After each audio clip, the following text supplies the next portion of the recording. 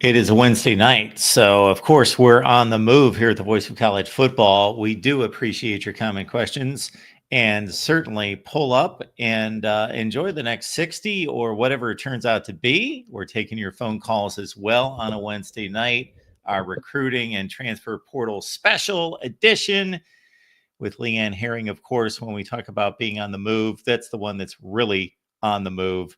Leanne, how are you doing tonight? Doing well, doing well. Bracing myself, and we have a lot of news, a lot of recruits. It's a huge weekend. We know that it's in the heart of official visit season, but Mark, this is really the week where things are going to start to turn up. More dominoes are going to start to fall. We know that many programs, of course, are welcoming back their teams for spring OTAs, but more importantly, as far as the recruiting front is concerned, that is the first real big weekend of official visits, and of course, camp season kicking off for most programs. So a lot of big playmakers on the move. A lot of dominoes already falling. And of course, we have some guys off the board. And then we talk about Mario Cristobal and the momentum that's going on in Miami. Things are definitely getting heated up. We have a lot of top 5 stars and high 4 stars as well that are looking to make some key official visit weekends. There is a lot happening, of course, in the Velvet Ditch with Ole Miss, and we're going to get you caught up wherever we know that we haven't been able to have our Ole Miss live show here, but we're going to get you all caught up. SEC media meetings are happening in Destin, and Lane Kiffin had a lot of profound things to say. We hit on that as well. So, folks, we're eventually going to get it revved up here and bring a ton of energy in addition to the intel, but we would be remiss not to mention some horrific news earlier today. Baylor's Alex Foster, defensive lineman from Mississippi, shot and killed overnight in his hometown of Greenville. And I know, of course, Leanne, all of college football is mourning his passing at 18 years old. It's just heartbreaking to hear any passing of anyone, but at 18 years old, it's just difficult to hear that news. And of course, Mississippi is near and dear to your heart. You know, he was a standout out there in Greenville, Mississippi, at St. Joe's Catholic down there. You know, he was last year, of course, he signed with the Baylor Bears, not too far trek away from home, but still far enough from the SIP. You know, had a promising future ahead out there in Waco as a Baylor Bear. I believe he was one of the highest signees in the history of the Baylor Bear class in that 2024 class. So again, tragic news. That's definitely not the news that we like to lead off with. Another kid, you know, with a promising career, unfortunately, very short. So again, prayers to all the Baylor football family, and of course the Foster family, from all of us here at the Voice of College Football, and just everybody in college football in general. You know, it could come in a more difficult time, like we said, as many teams are returning back to practice, starting their OTAs again. You know, Ryan Foster had a promising future ahead of him down in Waco. Cut too short, but you know, prayers for his family, and continue to lift him up, you know, back in Mississippi. You said it best. Thoughts and prayers out to the Foster family and the entire Baylor program. And yes, tonight's On the Move edition dedicated to Alex Foster. All right, folks, let's pick it up a little bit because we are going to have some fun tonight and talk some ball. And Leanne's here to break down a lot of intel for us. But the latest breaking would be one Ryan Mosley committing to the University of Georgia, a talented wide receiver right out of Carrollton. You know, we talk a lot about programs, especially in the SEC, looking outside their backyard. But this is a guy that Kirby Smart and his staff have been in for the long haul from the jump. And this morning, this has been a quiet commitment. Mosley's been committed to the Bulldogs quietly for a very long time. I had the opportunity to talk with him following his commitment. I mean, this is a kid who has played in a top-notch program in Carrollton, a high-level program. Of course, we know he was one of Julian Lewis's favorite go-to wide receivers. So this is a ton of talent. And not only is this a big win on the wide receiving core, as we know, Georgia's definitely reloaded. They've hit some major guys, getting some guys in, you know, from the transfer portal. But again, this addition for the future is a big win. Another kid that we talked about already making his wave is out of Milton is CJ Wiley. So, I think that Kirby Smart is really big building for the future. And I can't wait to see Wiley and Mosley in the same backfield, in the not so distant future. But again, towering frame with 6'2". I mean, this is a guy when you watch his film, Mark, from what I've watched and had the opportunity to watch again, a lot of schools were in the hunt for him, but Georgia was able to keep this in-state talent.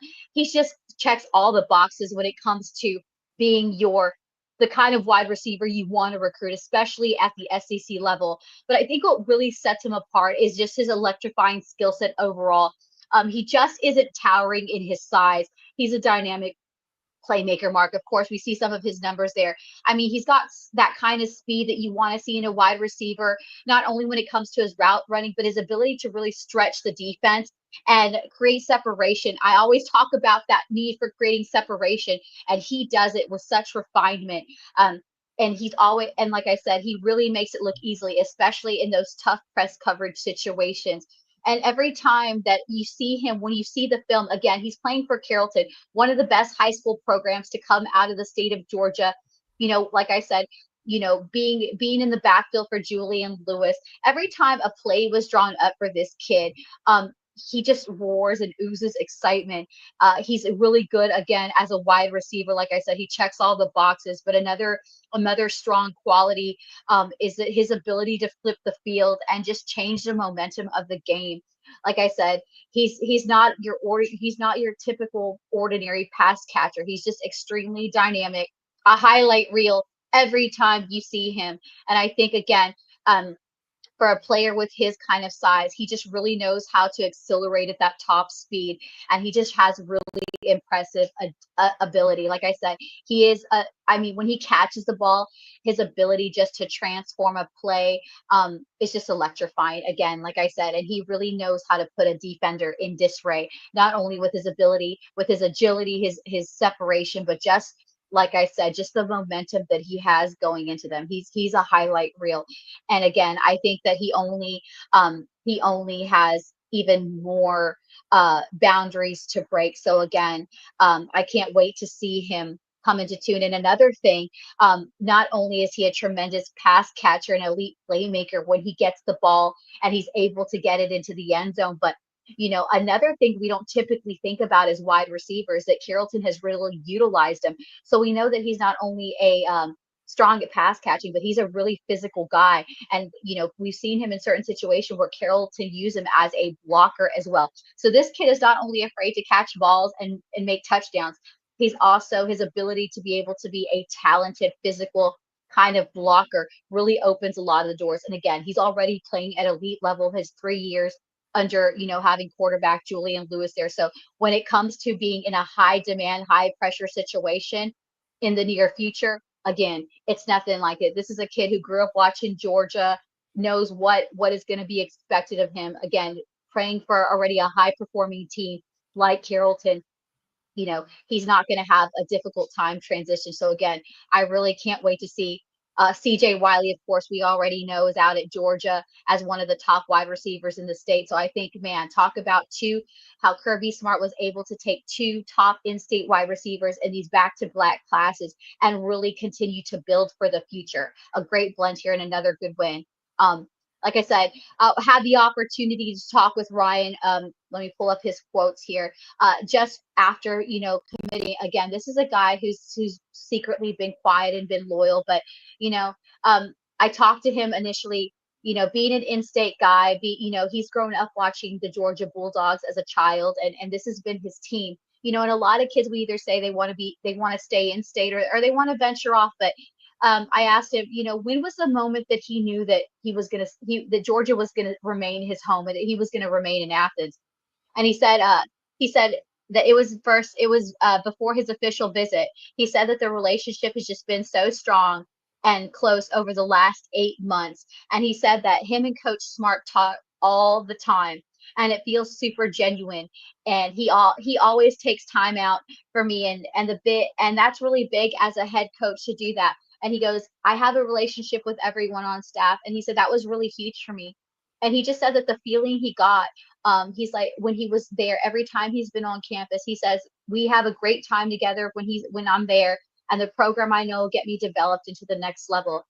And he says that he's going to bring more swag to the program as if Georgia needed any more, bringing his talents and his energy, but more again, once again, and we've already highlighted just his unique style of play. He's a game changer, a playmaker. He checks all the boxes off for your typical prototypical wide receiver, but he brings a little pack and a punch. So again, and just in closing, he gave me, being a hometown kid, he says, as a homegrown athlete here from Georgia, he goes, I carry the pride and the work ethic that come from being raised in a football rich culture. I come from a winning program and understand what it takes to compete and succeed. And I'm here not just to play, but to make an impact. I don't think you could have said it any better. Again, we talk about talented guys like Ryan Mosley all the time that come out of high profile programs, but the way he just kind of he's ready to play. Those are those intangibles, Mark, that we often don't talk about. He's an extremely coachable kid, ready to get to work. He's got a whole year of high school ahead of him. But again, he's already in that mentality that he knows what it's going to take for him to be an impact player as soon as he steps on that foot in Jordan. He's definitely ready to step up to the call. So again, Georgia with a huge win on the recruiting trail. The silence has been broken. Ryan Mosley, 4-star wide receiver, right in their backyard at high profile Carrollton, Georgia, has officially announced that he is a Georgia Bulldog. And you talked about his physicality as a blocker. There were a couple routes there that we saw where he gained some separation from the corner, but not too much, where the corner was right there when he caught the ball. He dragged the corner. The safety came up on two particular plays, and he was dragging two guys down the field for an extra 10 or 15 yards. And one of the other plays, he just got away from them entirely and broke it free for a touchdown with two would-be tacklers just, at his ankles, and him just kicking them off and headed toward the end zone. And you brought out the perfect analysis because again, I went over, I skipped through my notes, but you set it up right. He's like a bait and tackle kind of guy. He lures guys in and he creates a distraction. So again, not only is he comfortable when the ball's in his hands, but he's also good at setting up plays for his offense when the ball is not in his hands, and he's super physical. So again, brings you, like he said it himself, he brings a unique style of play. Again, a huge win, keeping an in-state talent to pair with CJ Wiley down the road for the Bulldogs in Athens. And if you're just joining us, we're talking about one Ryan Mosley, wide receiver out of Carrollton, Georgia, signing with Kirby Smart and the Bulldogs today. And Leanne had an exclusive interview with Ryan. So you know what you do. If you jump into these conversations late, you watch the rest of the show. Don't go away. Watch the rest of the show. Then at the end, you can just rewind and you can go back to the beginning. And I see that George is doing his damnedest to stir up this chat, and he's finally getting somewhere with some other people jumping in. George made about the first 10 comments, and now we got some other people filtering in as we're hitting about 60 online. So we appreciate you being here at the Voice of College Football. If you're joining us on YouTube or if you're joining us on Twitter or on Facebook, no problem if that's the best destination for you. But we'd rather have you in the chat where you can mix it up with everyone talking college football. All right, Leanne, let's go to the Ole Miss Rebels. And like you, I caught some words from Lane Kiffin and some other SEC coaches with Paul Feinbaum and others this afternoon. But first, we're going to get the recruiting scoop, starting with a 2026 defensive tackle in Dakota Dixon, who got himself an offer from Lane Kiffin and the Rebs today. Like they say, we know that the Rebel athletic program is hot. Like we say, don't let the Rebs get hot. Before I get started, of course, shout out to the women's softball team heading to the College World Series, and not too far behind our college baseball team trying to get to the World Series. Of course, kicking off a big, huge weekend in the SIP with hosting the Oxford Regional. So a win-win all the way of around for the Ole Miss athletics, really thriving and succeeding. And like I said, you couldn't have picked a bigger weekend to start and kick off official visits in full swing and count season, having an Oxford regional, as a backdrop for some of these recruits. But again, let's go back to it. Lane Kiffin continues to build for the future. We've said it time and time again, addressing the secondary and addressing that offensive and defensive line. And Lane Kiffin and his staff have continued to do that during this off season, heading into summer workouts, heading into camp season. Now we know that the 2026 season is it is ramping up, yet it's winding down. But Lane Kiffin, Randall Joyner, when it comes to identifying talent, especially at the defensive tackle, they are some of the best to do it in the business, especially.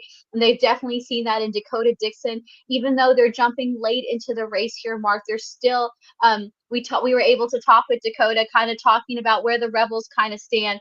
But like I said, they're leaving. I've said it time and time again. Teams are looking in this 2026 class, especially when it comes to the trenches, as they're having to dig deep into untapped high school reservoirs, as I like to call it, to bolster untapped talent, especially when it comes to the defensive line. Already a towering 6'5", this kid hails out of Monte Vista in Danville, California. He's the number 77 overall athlete in the Golden State. And like I said, this is a kid watching his film. He's already making waves in college football. During his junior season, Mark, he showcased his talent over 11 games where he racked up an impressive 55 tackles, including 14 tackles for loss and 5 sacks. His defensive stats also include 3 pass deflections and 9 quarterback hits. Again, now these are the guys that not only are skilled on one side of the line, you're also looking for those unicorns when it comes to the trenches. Not only does Dakota Dixon dominate on the defensive side of the ball, he also operates down at Monte Vista on this offensive side of the ball, where he proved that he was equally impressive, allowing 0 sacks on the season and just 4 pressures throughout. So again, like I said, this two-way talent is another type of unicorn that Lane Kiffin, Randall Joyner have definitely identified as strong talent. And you can never, like I say, have too many big-bodied linemen on your depth chart. And again, he talks about, like I said, this is a guy that already has 20 offers.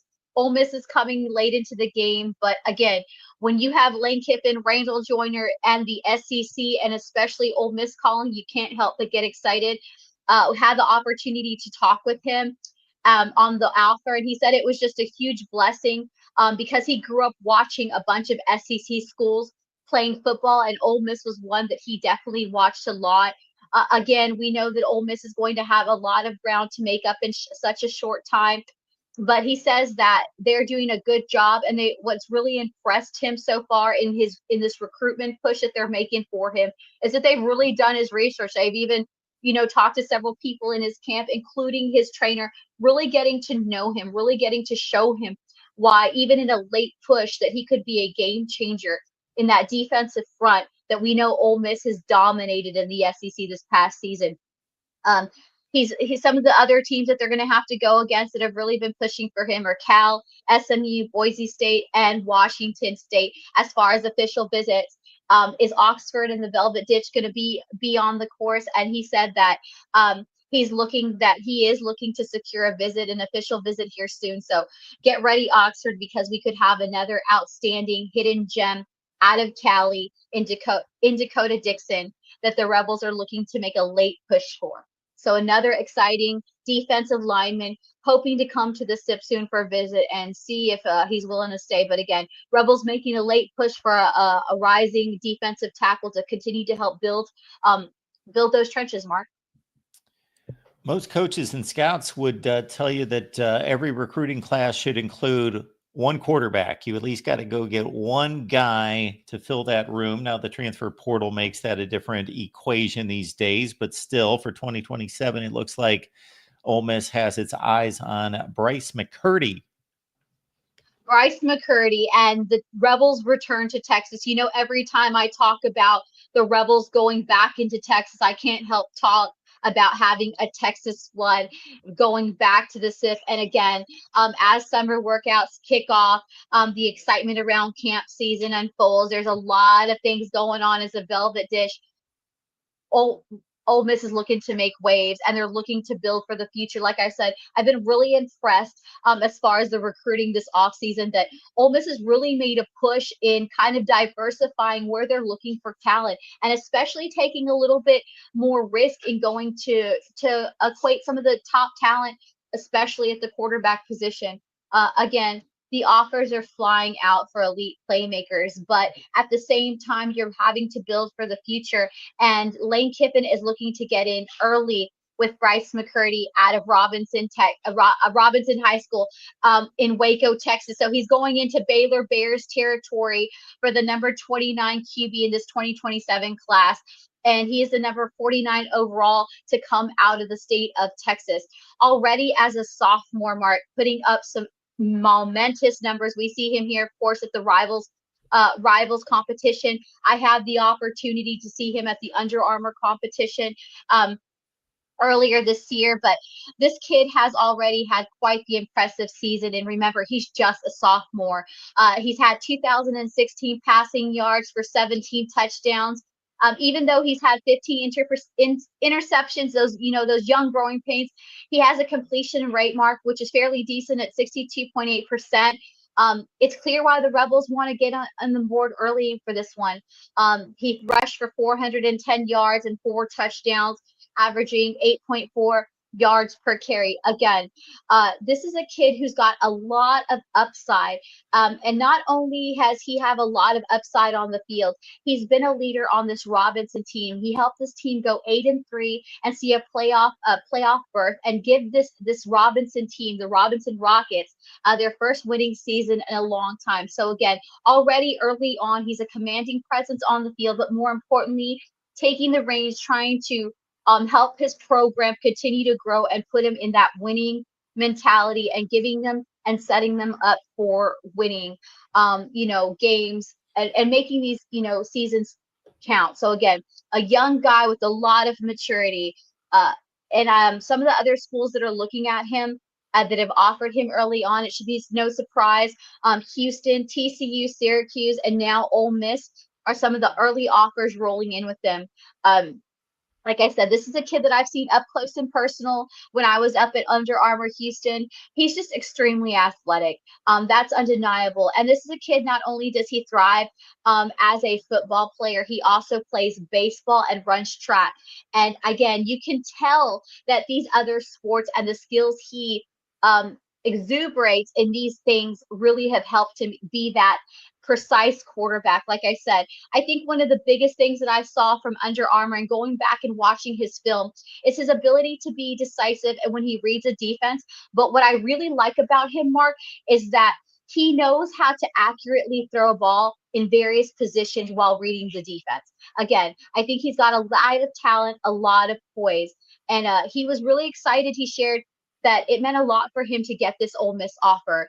They're a big program and the SEC. Again, he said that what's really standing out early on from Ole Miss, Mark, is Coach Brown and the relationship that he stood out with him and where they're starting to go. Again, he's put up quite the performance, not only at Under Armour Houston, but at the Elite 11 regionals in Austin, really, really setting a name for himself.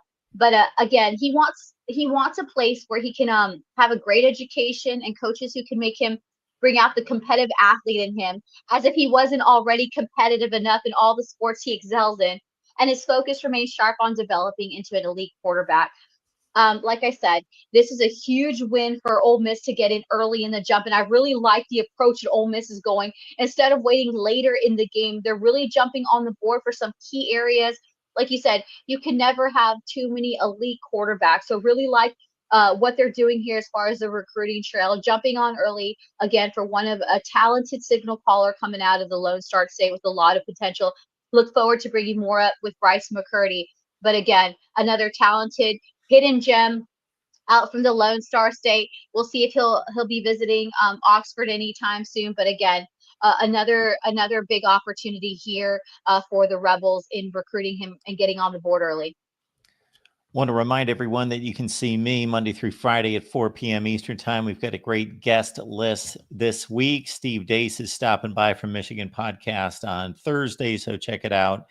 Monday through Friday, the college football show with me. And of course, it's On the Move with Leanne and I. Wednesday nights, we're here. So make it a weekly visit with Leanne and myself, 8:30 Eastern time.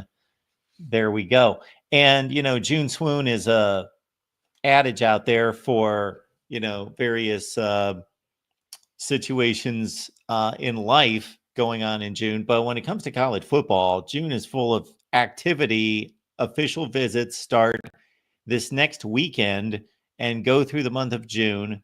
On the Ohio State show, we ran down a list of 11, and 5 or 6 of them 5 stars. The Miami list was pretty impressive as well. Who's coming to Oxford this weekend? Well, I think you can't talk about Ole Miss and Lane Kiffin without the official visits have been going on. But Mark, this is really the big weekend across the country where we're having the biggest recruiting weekends. Like I said, teams are back on campus starting summer OTAs, and of course, camp season is in full force. Most camps will be kicking off this weekend, mostly on Sunday, depending what programs. But two guys that I'm going to have to lead off with, a name that that we've talked a lot about, a kid that I've watched personally, that the Rebels have remained valiant in trying to get him in, and is Mississippi State commit and New Albany native Emmanuel Tucker. This is a guy that Coach Garrison, Lane Kiffin have really made a priority to try to get him to flip for Mississippi State. He will be in Oxford this weekend, of course, a towering 6'7". This is a guy, I mean, this would be a gem. I can't say enough about him. He has such raw power, size, physicality. Not only does he, again, he's tremendous on the hardwood mark, also in track and field. This is a guy that he just, like I said, he's experienced on both sides of the ball. Of course, he's being recruited as an offensive tackle, but he will be in Oxford again. So he's been in Oxford several times despite his commitment to Jeff Levy and the Bulldogs. So another flip watch. That's definitely one to watch. And of course, how ironic that another guy that the Rebels have been working on is talented Nashville tight end Carson Sneed, who is currently committed to Tennessee. The irony in that, he is the number 13 tight end overall, Mark, and the number 8 overall player to come out of Tennessee, already having 41 offers incoming. This is a kid that everyone, despite his commitment to Josh Heupel over there on Rocky Top, they are trying to brew a flip, and that it wouldn't be any more sweeter than if Lane Kiffin and his staff were able to flip a Tennessee Vol to an Ole Miss Rebel. This is a guy, as far as we haven't talked a lot about him, but the Rebels have been really high up. He brings such a unique blend. Roughly at 6'5", about 260, but he's not only been primary position as a traditional tight end, he's also taken snaps as a left tackle.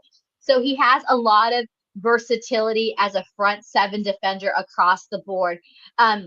He really excels as an attached blocker, and he really is good at sealing off the lanes. And I think as he continues to refine and develop, that the ceilings are high for this guy. And I can see why Carson Sneed is definitely a guy that Lane Kiffin is trying to flip from Tennessee. So again, those are two headlining guys that we are putting on flip watch, a Mississippi State commit and a Tennessee commit. So talk about two rivals for the Ole Miss Rebels looking to impact big and start the recruiting weekend with a splash. But of course, Lane Kiffin isn't done. He's looking not only to build outside his backyard in the SIP, but definitely looking not to neglect some of that top in-state Mississippi talent. Some other names to watch out, of course, is 4-star Petal, Mississippi defensive tackle Corey Wells, 4-star wide receiver out of Greene County, Mississippi, Jace Matthews. These are two guys that the Rebels have continued to recruit, looking to keep them on in-state. Of course, 4-star, 2 guys out of Georgia, 2 offensive tackles. First out of South Paulding in Tyler Chukim, and then of course another Paulding County, Georgia native offensive tackle Tyreek Jempson, and rounding out another top 4-star tight end out of Illinois in J.C. Anderson. So a lot of big playmakers heading to the SIP, not only in-state talent that Lane Kiffin is looking to lure in, but of course it wouldn't be a weekend in the SIP if there wasn't a flip brewing. So again, Emmanuel Tucker, and Snead are two guys that definitely are leading the pack this weekend for the opening weekend of official visits in the SIP. Jim, your comment's valid. Are commitments worth anything when talking about flipping the recruit? I haven't run the numbers. I don't think anybody's run the numbers because it would be a pain in the rear end to run the numbers on flips. But it seems like there's a zillion, but I can just about guarantee that 70% of them hold, something in that range. It's still a big deal when a player commits, and they usually follow through.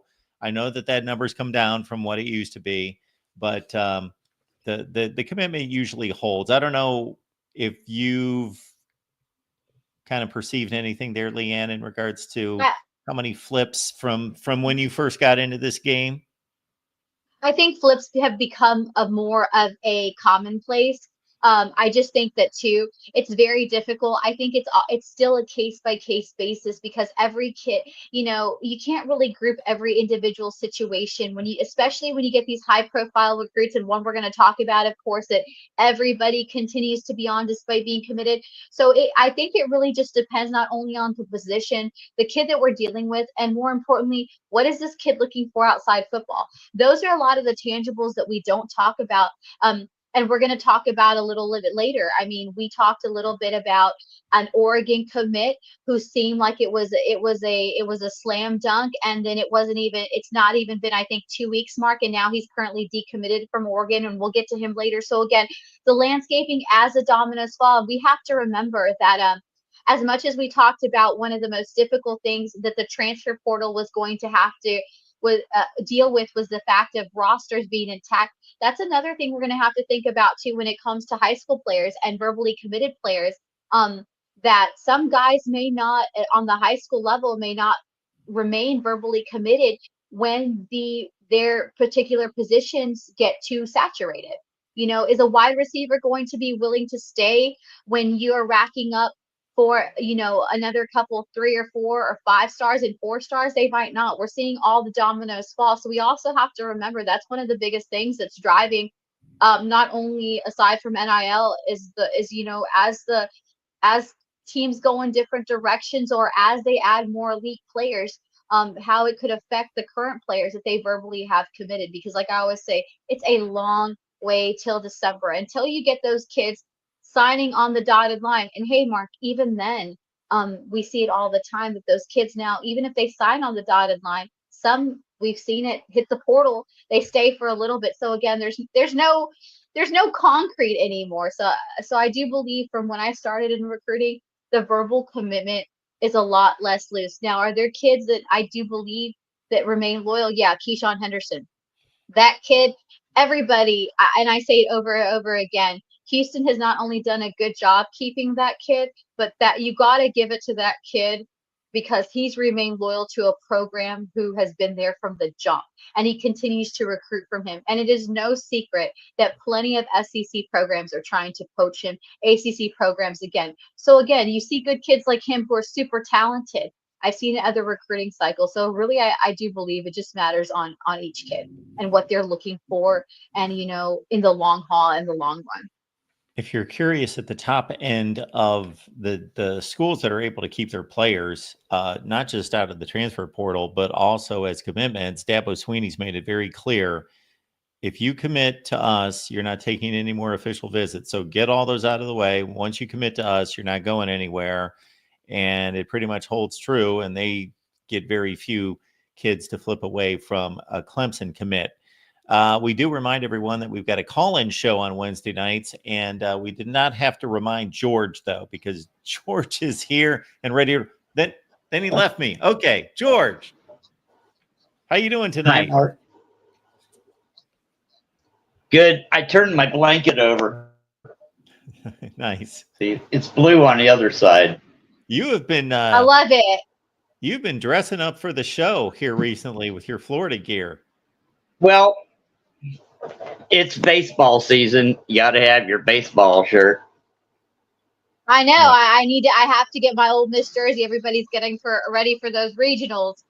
Oh, it's going to be a heater. All those SEC teams isn't this, in those Raiders. it's too good to be true. I We know got it like is. 10 teams that can win it all. I know. I know everyone's excited, definitely down in Oxford, not only hosting the regionals, but man, they had us down and out. But I mean, but you gotta love Vandy. I was talking about it to some other people. You gotta love how Vandy always manages to spoil. I'm sorry to all those Tennessee fans, but I was quite happy when Vandy took it to the bowls during that SEC tournament. And you gotta love Vandy. Like I said, they always know how to spoil a party at just the right moment. I do. As long as it's a SEC team, I'm halfway there. I'm half satisfied. If it's Florida, all that much better. But I'm so happy when one of the other guys win. I'm happy. I was happy for Tennessee last year. Like, good job, guys. What a baseball team that was. My goodness gracious. Anyway, when I was a kid, Jimmy would sit down and talk to the recruits. And he would say, you don't really want to go here. We have responsibilities and rules. You might want to go somewhere else. And they'd say, no, Jimmy, I want to go to your school. And Mr. Hoffa would say, listen, you're putting your whole family at risk if you get injured or transfer. You know what's going to happen. They would say, yes, sir, Mr. Hoffa. There was none of this transfer shit. What teams need is a tough guy like Jimmy Hoffa to talk to these players and say, transfer, I dare you, see what happens. It's like, once you sign that paper, yeah, you don't get out of the mafia. You follow me? Once you sign, you're in. Not. None of this bullshit. No, can you imagine, Hoffa, if some kid came to school, went through spring practice and transferred? They would have never found the body, you know? Yeah, all right. But you kind of set it up really well, George, like you always do, for what we're going to talk about later. You know, there's got to be some kind of regulator, somebody. It is. I mean, you always come right on time. But we were going to talk about it a little bit later. But you know, NIL is interesting the way it's set up. Now, of course, we know with the Wild Wild West. But one of the points I was going to hit on today, you know, that Kirby Smart was talking about. Now, how of course it's trickling down to the high school, where NIL collectives, of course, have been offering what I think the average figure possibly to some of the high profile recruits. Mark, it was around $20,000 a month to be able to remain committed verbally to their current schools, and these are NIL collectives. And what's happening here is what these kids are and if these kids don't remain committed to that school verbally as high school recruits, and they are required to give that said money back that has already been given to them. So again, these are NIL collectives that are starting to kind of step in, and they're using money now as a means to kind of control these young guys, even at the high school level, to remain committed to these programs. So not saying that that's the way to do it, but again, there's going to have to be some bad guys in there, or bad cops in here, some regulators at some point that are going to have to step in and say, listen, you know, or maybe allow it per season. Okay, you want to transfer, you have one transfer, or you have one. So because like I said, or you can only commit to so many places after that, you know, you incur fees or you know, something, because it seems like money talks. And if you're going to say, hey, we're going to give you $20,000 up front, but you got to remain committed. If not, you're going to pay it back. You have to pay it back. Of course, you're going to take it a little bit more seriously, because, you know, when you spent 10,000 of the 20 grand, that's a lot of money to have to give back as a high school kid. So again, you know, you hate the fact that they have to use money that way as an incentive. But again, it's also a way to, you know, kind of sway these kids.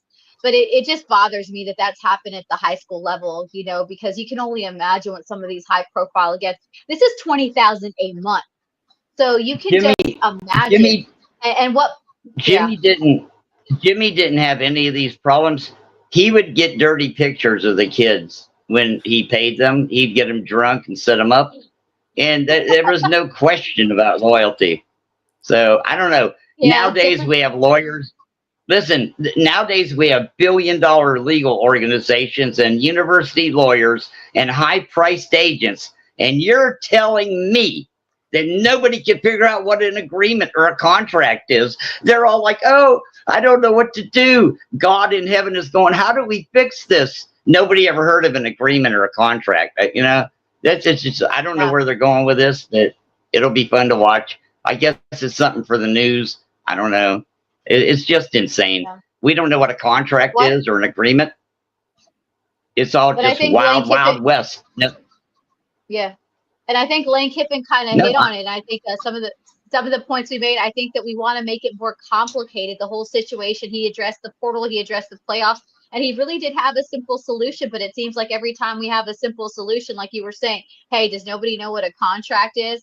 And, you know, Adam, last time on the show with his, you know, being a lawyer, he talked about, you know, the idea of athletes and universities getting into type of contracts, you know, and that's the direction we're going to have to go. It's really a lot simple and straightforward. But I think, like Lane Kiffin says, you kind of alluded to, sometimes we make things a little bit more complicated than it has to be. And I feel like there is a viable solution, but I think we tend to make it more complicated than it has to be. When kids used to talk about transferring, Jimmy would show them a picture of his grandma and his mom and his wife and his kids and say, that sure is a beautiful family you have there. Hate to see anything happen to them. I mean, there was none of this. None of this. Yeah. It's definitely a different. I'm making this up. I was watching Wise Guys last night. You know. Yeah. But I guarantee you it's not too far from the truth. Joe Pesci would be saying, are you calling me a clown? You think I'm funny? Yeah. Joe Pesci would be saying, I just paid you $4 million, boy. shoot him, Lenny. Yeah.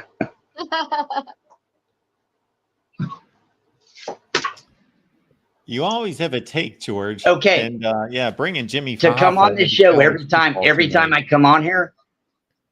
What's that? Well, that's the way it was in the old days.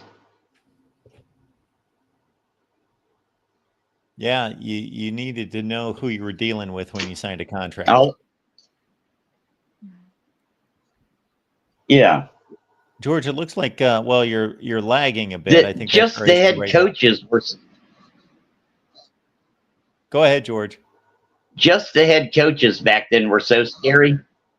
Just the head coaches were so scary. You wouldn't have even crossed them, let alone the muscle, you know? You didn't back out on Bear Bryant, you know? And breaking yardsticks over his knee. So, exactly. Exactly. George, it looks like you imagine what Woody Hayes would have done? Wouldn't want to deal with Woody. No. Right. You'd have walked out the door the next day, there'd have been a bear trap, you know? It's like, don't do that. Okay, coach, I decided to stay. There is a hilarious clip on YouTube of Woody Hayes giving a locker room speech, and he's warning these kids against smoking weed. And it is hilarious. That's a good one. There's another good thing online. I haven't seen it in 10 years, but it used to be Hitler responds to LSU beating Alabama or whatever, you know? Yeah, remember that? That was so funny, man. They basically take the same hundreds of those. Yeah, they take the same the same clip every time. It's funny shit, man. All right, George, do you have anything else for us tonight? I know that you're trying to push me into some kind of chiropractic sponsorship, it appears. It's the first time it's happened. It was like a 2-minute commercial. I couldn't click off. I just had to sit there and wait. I gave you their name. They owe you $75. You can't do that. You can't put no 2-minute commercial in the middle of a live broadcast. Oh, that's great. I love you guys. Thanks, George. You're the man. Appreciate it, man. It's American. It's American spirit. Remember. Okay. And I don't think rice rolling papers. Thanks, George. Hey, that's a good sponsor. We'll talk about that later. I'm always here, George. And you are too, apparently. But we do remind everyone that we have left the call-in line there in the chat. So this is a call-in show every Wednesday night. Leanne has deemed it a call-in show. So it is a call-in show. So give us a call. As much as we love to joke and laugh about the points, I always say when George comes up here and he puts some profound stuff and then you sit back and kind of look at it, those days of, and it really took me back. He mentioned Bear Bryant, he talked, and it reminds me of one of my favorite books, The Junction Boys, of course, chronicling Bear Bryant over at Texas A&M and just, that kind of season. And you just don't see that anymore, because back in the day, this would never have been a problem. You would never not show up to practice or not perform or not do things because the money wasn't right. There was a pride and there was a sense, and there was a lot stricter times. There wasn't a lot of luxury in the sport. It was very raw, it was very demanding, and it's, we're never going to get back to those days, but it makes you wonder, like, if we still had some of those traditional values intertwined and we still had some of that old school mentality, could we regulate? Because like George says, there's got to be somebody that has to play the good cop, bad cop kind of scenario, because at some point somebody's going to have to put down, because like I said, when we are already having difficulty, Mark, regulating what's going on with NIL, and now we have these NIL collectives trickling down to elite high school players to basically say, hey, if you can hang on for X amount of months, we're going to pay you $20K. Again, where is the incentive to perform? Where is the incentive to, that's what I feel. We're going to lose a lot of incentives. And at some point, is it going to turn to NFL? I've worked in the NFL a long time, and there's a lot of talented players, but I've also seen that with the way that money and the business end of the NFL, it's really kind of taken back the sport, and it's really caused a lot of people to kind of not maybe put that kind of performance and that thing into it. Not saying that NFL players and athletes don't do that, but I feel like there's a lot of pushback and incentives when money plays a role in. And I feel like if we're offering high school kids $20,000 a month, what are we saying to these kids? What kind of performance, and is that going to take away from their performance? Are they only going to coast and do what's expected of them? So it's just, I'm interested to see, as things level out, how that will affect the performance at the next level, because there's no incentive. There's not anything to work for other than, I'm just interested to see from an athletic perspective how it will affect some players that are elite in high school that are getting these kind of offers, and then when they go into college and continue to get these high paying checks, how that's going to affect how they play. Is it going to help them up their performance? Or are they just going to play middle ground, mediocre to get by in order to collect a check and incentive? Because I feel like now the incentive race in between high school and college is not there anymore. Just like it's deteriorating between college and NFL. There's really no incentive anymore. We see plenty of players do it, not only in football, but even in college basketball, that have decided to not go to the NBA because they're making more money. If they come back another season, because instead of going second round, they come back another season, they go first round, and they get more money. So, it's really interesting to see the dynamic, but at some point there's going to have to be some regulators, because like I said, when I heard that we're paying $20,000, a month to high school kids, to keep a verbal commitment, if not, they get the money back, they have to give the money back to NIL collective. I mean, that's a tall task. That's just, I don't know what to think about it. I just know that something's got to give, and somebody's got to get in there and regulate it sooner than later before it spirals out of control, because it already is. Yeah, I just think human nature is that most of us need to be pushed or incentivized or motivated by something. Very few people have self starters in them. We're motivated by something. We're motivated by a goal. We're motivated by hunger. We're motivated by something that's going to kick us in the rear and make us do something. But if you're just handed money, and if you're a good enough player if you're really pushed and you really work and study film and do all the good things that you need to do, you can become a great player. but you don't need to do all those things to be just a good player because you got that much talent. Then yeah, where is the incentive? If you don't have to Yeah. work that hard and you're the best wide receiver on the team anyway, you're not going to max out your talent and your ability, but you're going to be good enough to still make money, make plenty of money. Yeah, I don't think that the incentive's there for a lot of guys.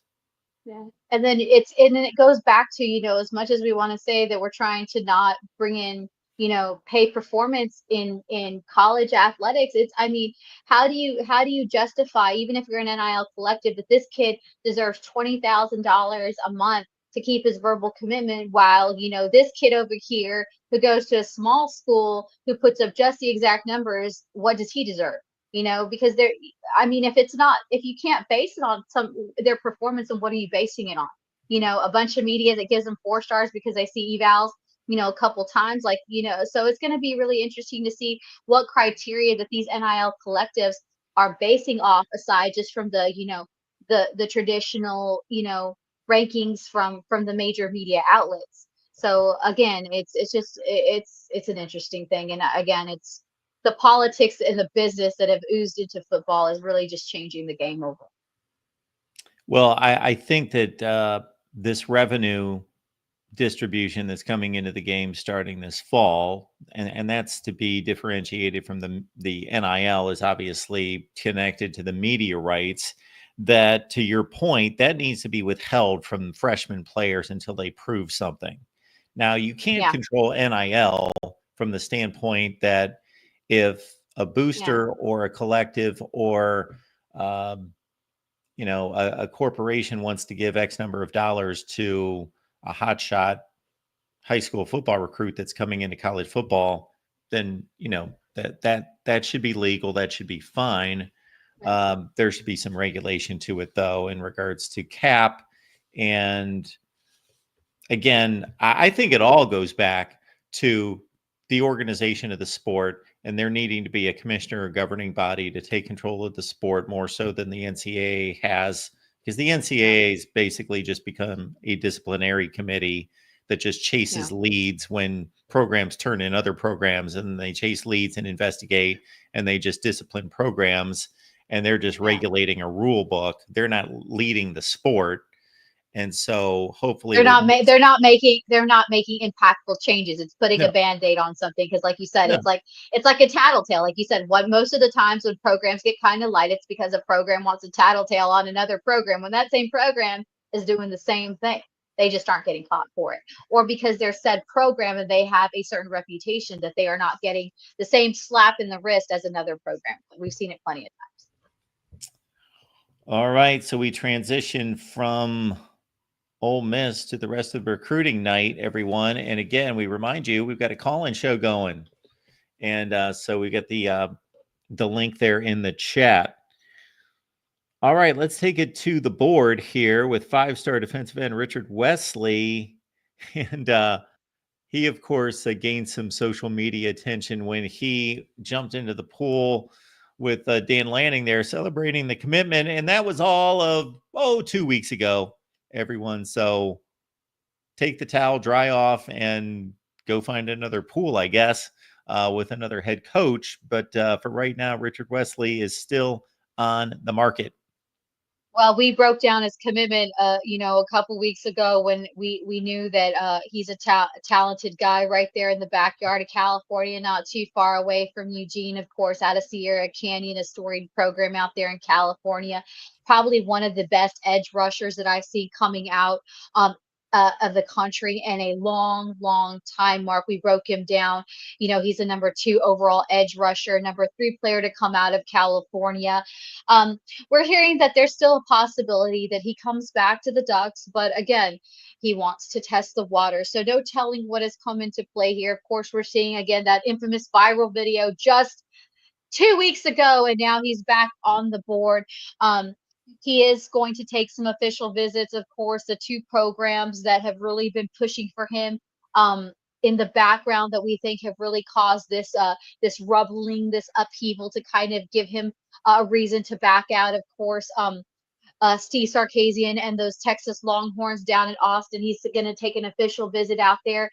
mid-June, June 20th. And of course, the Ohio State Buckeyes are a program that have really, really been pushing hard for him, even despite that short-lived commitment out there to Dan Lanning and the Oregon Ducks. And he's actually waiting till August 30th to take that official visit. So it's very unique to see why he's waiting so long, at the start of the season to take that Ohio State visit, despite Ohio State making a big push.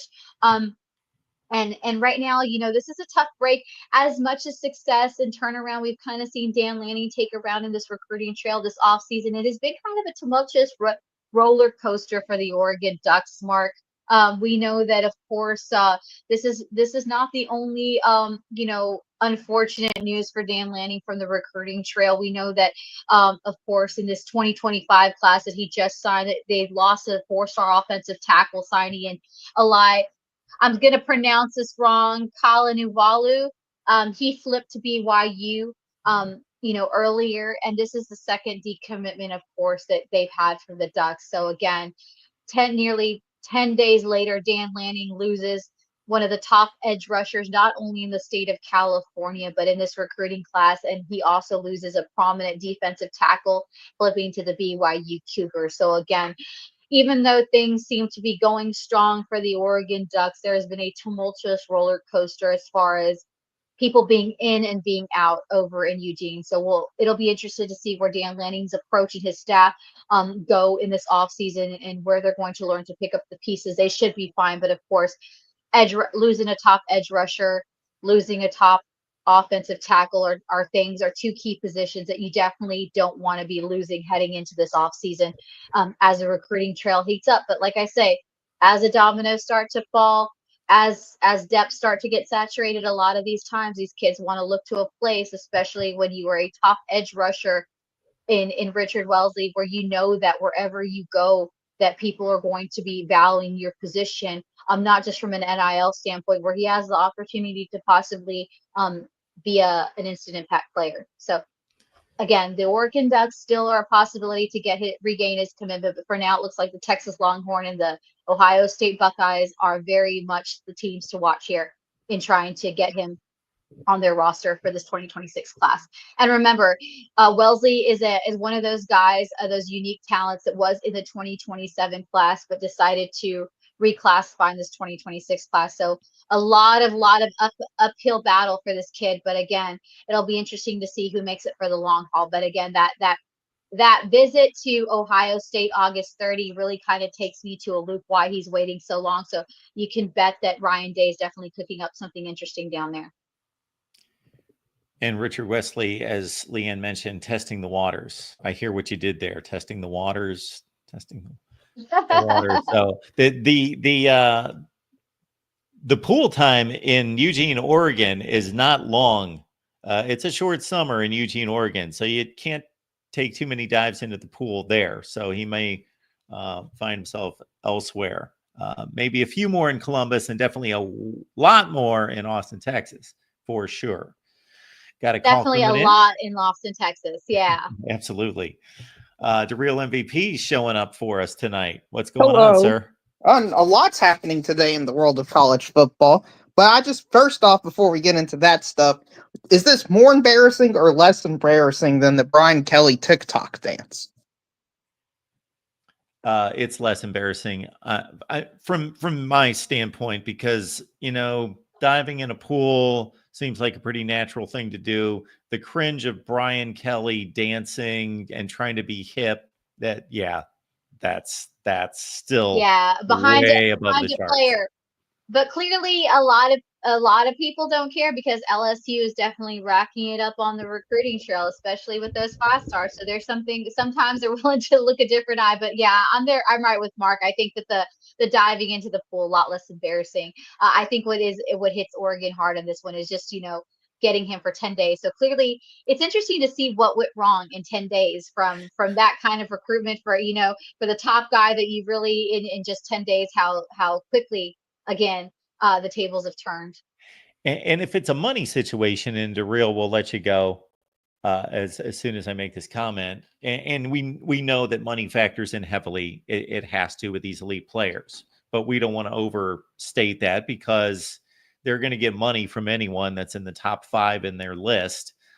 So they are looking at the relationship and other things that factor in NFL development. But you would think you would, with a lot of these guys, you would almost get to the point where they would say, you know what, I'm not committing it to anyone until signing day. And then I'm going to take all these visits. I'm going to have it in my head who I like the best and who I get along with, who I think is going to develop me, and who the best program is going to be and the best team. But that money factor, I might as well just wait till the last day and see what the highest bidder is on the final day of National Signing Day. Yeah, the word commitment doesn't mean a whole lot nowadays. So 10 days is a commitment period. I mean, he was committed for 10 days. Ooh, he was committed for 10 whole days, Mark. And it's nice to hear LSU's finally winning in something. I'm glad they're winning the offseason because Lord knows they can't win on the football field against anybody decent. So it's nice to see them win something. Well, and then I think too with this one, we still see that there's a possibility that he goes back. And again, we see these kids are getting more intuitive, more smarter. They're being represented by agents, even at the high school level now, that they could be using this as a leverage play, saying, these teams are coming to me. So again, but I think, we brought up a really good point what Dabo was doing over at Clemson. Like, until you're ready to commit to us, go test the waters, go see what's out there, go see if the grass is greener on the other side. And then when you're ready and you know that you're ready, then come to us, let's make a deal. I like that approach, but again, we don't live in that era anymore, but you got to love and admire the traditionalism that Dabo Swinney and Clemson brings to the program. And, sometimes you wish that we still had that viable across the board, but it's just like, there's just so much that is just so different now. And again, like you said, Darrell, it's the word commitment you can't take it for a lot these days, because we see how quickly you can sign a paper. Even when you sign the paper in December, it doesn't mean you're going to stay there until spring. We see it too. Exactly. It's all a bit much in my opinion. I mean, I used to like recruiting and stuff, but nowadays with people move, it's just too much movement. Like you have to be a special breed of person to be able to follow along. You need one of those map charts the crazy guy has connecting all the dots. You need one of those to figure out what's really going on. And I just don't have that much time, energy, and effort to follow along with it. So I just let the professionals do it. Hey, 24/7. Who does that crystal ball say we have? Good. We're going to get those players. That's what I just assume. And then we'll lose one or two of them. We'll get somebody else and we'll be like, yay, we got a flip. That's where I'm at with recruiting. But, when the big dog in the world says something, you got to listen to him. And the big dog is Greg Sankey, the greatest commissioner of all time, easily the most influential person in college football right now. It's undebatable in my opinion. Greg Sankey says, hey guys, what about instead of having a 4-4-2-2-1 model or a 4-4-3-3 model, what if we just did a 5+11 model and, the SEC just gobbles up 7 or 8 playoff spots per year? And that seems to be gaining a lot of momentum, even among the lesser conferences like the Big 12. I saw Brett Yormark says, we're willing to do it, even if it costs us a playoff spot. So, another day, another format. I'll let you take that one, Mark, because you've been breaking that down really good. And Lane Kiffin kept it really simple, so I know you can keep it simple too. Yeah. Speaking of lane, I kind of keep it in this lane that, yeah, I'm good with that, because I go back to, there was a college football playoff committee established 11 years ago. And for as much as I didn't like it, and I still don't like it, that's where the sport is. And that's what the sport has decided that the playoff was going to be founded on. And that's the opinion of people on a committee. And they were going to use the eyeball test and metrics and everything that they use. And we're going to entrust them. And for as much as I don't like that, they've done a good job. They've done a reputable job. Hardly anybody can have an issue with anything that has been selected in these 11 years of this playoff. For the most part, it's very few decisions can be questioned that they've made. So if they're that capable of doing it, selecting the rankings and ranking the teams, then why not just trust their opinion and their metrics to determine the top 16 teams and not have this crazy, there has to be 4 from the Big Ten, there has to be 4 from the SEC. I don't agree with that. Yeah, I don't either. And I think this is an unequivocal win for college football fans in general. We're going to see better matchups as a product if we go the 5+5-11 route. I mean, it's great. But, Mark, for the Big 12 and ACC, these conferences are basically DOA.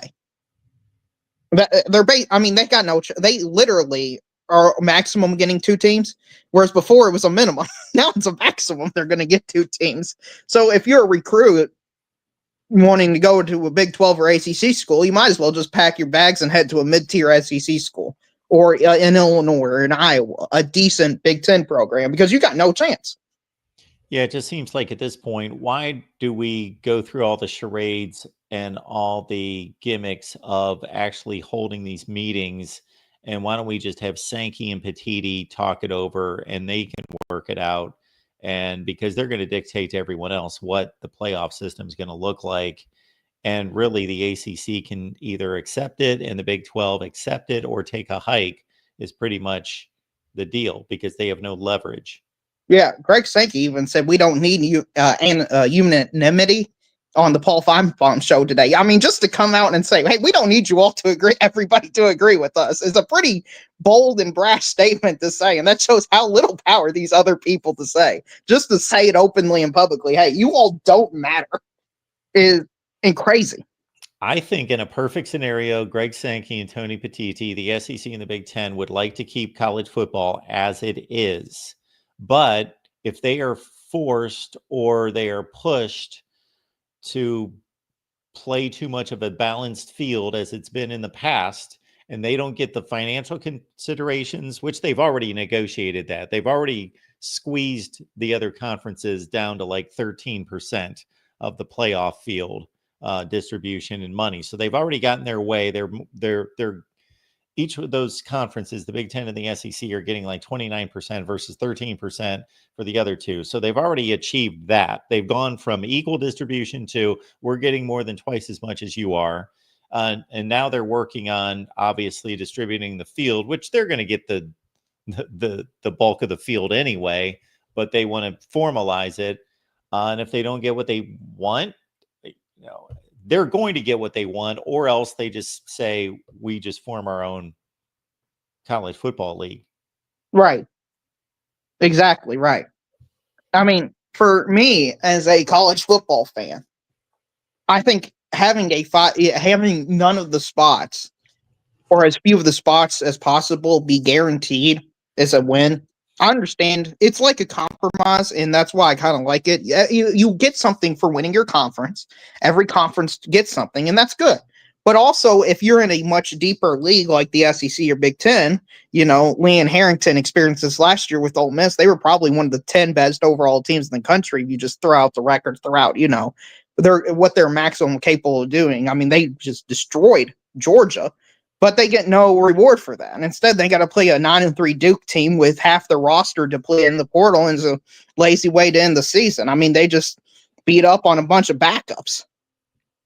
And I think for a team like that who has intent to schedule, I mean, they did go out and play Wake Forest, and they crushed the living soul and will out of them. That's a Power 4 conference opponent on the road. It'd be nice to give those type of teams a shot who can actually win the national championship. DeReal, did Sankey explain that this 11 is just flat out 11 at-large bids? Yes. That with not one spot reserved for the group of 5. No. The 5 highest conference championships are in. So that's the 5 plus 11. That's where they get that. Okay. Yeah. But he said, I'm in favor of straight seating. I've always been in favor of straight seating. We're the SEC. We've got the depth. These other leagues don't have the depth. Well, it makes conference championships still makes conference championships matter. It makes no playing game. So you can see a lot of viable things, and it's just like you said, establishing that criteria for the 16 best teams, and seeing where it goes. It makes conference championships still valuable. I don't know that it makes conference championship games still valuable because both of those teams are going to make it, and we'll see what happens with the actual conference championship games. Yeah, I mean, it'll matter for seeding purposes, which is something beneficial. Because it's not, from my understanding of this model, it's not those 5 teams are 1 through 5 or the 4 teams are 1 through 4. It's just a straight 1 through 16. So if you're number 3 in the country, you win, you go number 1, you basically got a cakewalk to the semi or quarterfinals, because you're going to have to From what play. I understand, Yeah, you'll you're play good. a lower seeded. Yeah, yeah. No, you'll if you win your train, you'll get a higher seeding, even though it's straight seeding, and then you get, like you would in you get to play a lower ranking team. So Right. your path there is that how I'm understanding it? Yeah, you're exactly right. So there's incentives, because the gap between like 10 versus 16 is pretty big. In college Yeah, football, exactly. there's a major drop off. So if you want to be one of those top 3 or 4 teams in the country, so I would say for the SEC and Big Ten, there's still some incentive to win the conference championship game, because there's never a 16th seed or even an 8th seed that has a realistic chance to win the national championship. I know Ohio State was the 8th seed, but that's because Ward Manuel's an idiot and said conference championship games don't matter. That's the only reason they were an 8th seed.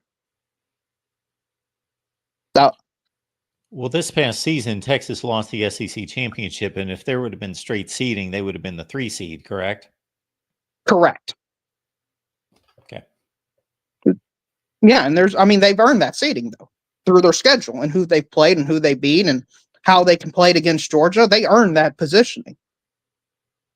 Instead of what they were was the 5 seed and then get a first round bye. It's more fair going through a straight seeding model than it is doing this other way of doing it, of having the automatic qualifiers get the 1 through 4. Yeah, I don't have a huge issue with it. Yeah, we get the group of 5 in. We get the conference champions with the highest seeds, so they're just going to play home games, but they don't get buys. Right. That gets rid of all the buys, so there's no discrepancy there. There's no unfair advantage. I think that's probably the biggest flaw with the playoff format the bye is so powerful. I know they all lost, but having to skip around and half the competition gets eliminated before your play, especially for some of these weaker teams, is unfair. It's unfair unless you've earned it. And, right. We don't know in college football necessarily. It's not the NFL. And that's why I'm okay with buys in the NFL, because those teams have clearly earned the bye. Right. And unfortunately, in college football, we can't determine what's fair. We just don't have enough data and sample size to allocate what's fair. Like, they were talking about how they could use an RPI system, but there's just not enough data points for it to be accurate, because at the beginning of these softball and baseball seasons, you'll have some team like Southeastern Louisiana be number 2 because they play a bunch of difficult non-conference games. And that's the way it's going to be with college football as well. You're going to have a bunch of random teams be at the top. It's just not fair. We just don't play enough games. And that's a problem that can never be solved, because these are human beings and not video game characters. Very true. Well, anyway, Mark, I guess you could do a video on, I'd like to see like what it would have been like a 5+11 model over the last 10 years, for example. I love those. Yeah, I know. It would be fun. And I would like to see the SEC Big Ten disparity against everyone else. I'd like to see the SEC versus Big Ten, who would have gotten more. It would be interesting. Yes. I love doing that stuff. But once I read through the article today on ESPN with all the quotes coming in from Brian Kelly, from Greg Sankey, from Eli Drinkwitz, man, I thought there's 3 ready-made videos right there, because I had issues with what Brian Kelly was saying. I thought it was hilarious that Eli Drinkwitz somehow was elevating his Missouri program. Like, we're competing for national championships and we're doing this and we're doing that. And I was like, who are we hearing from here? And then, of course, Greg Sankey. I totally respect the guy, and I think that he's doing about the best job possible with this league, but I do take some exception with a few things that he says here and there. So I was going to have some fun with Sankey as well. Yeah. I don't think Greg Sankey does everything right. I don't think he even said today his job isn't, or paraphrasing, he said his job isn't to look out for best for the game. His job is to look out for the SEC. I say that all the time.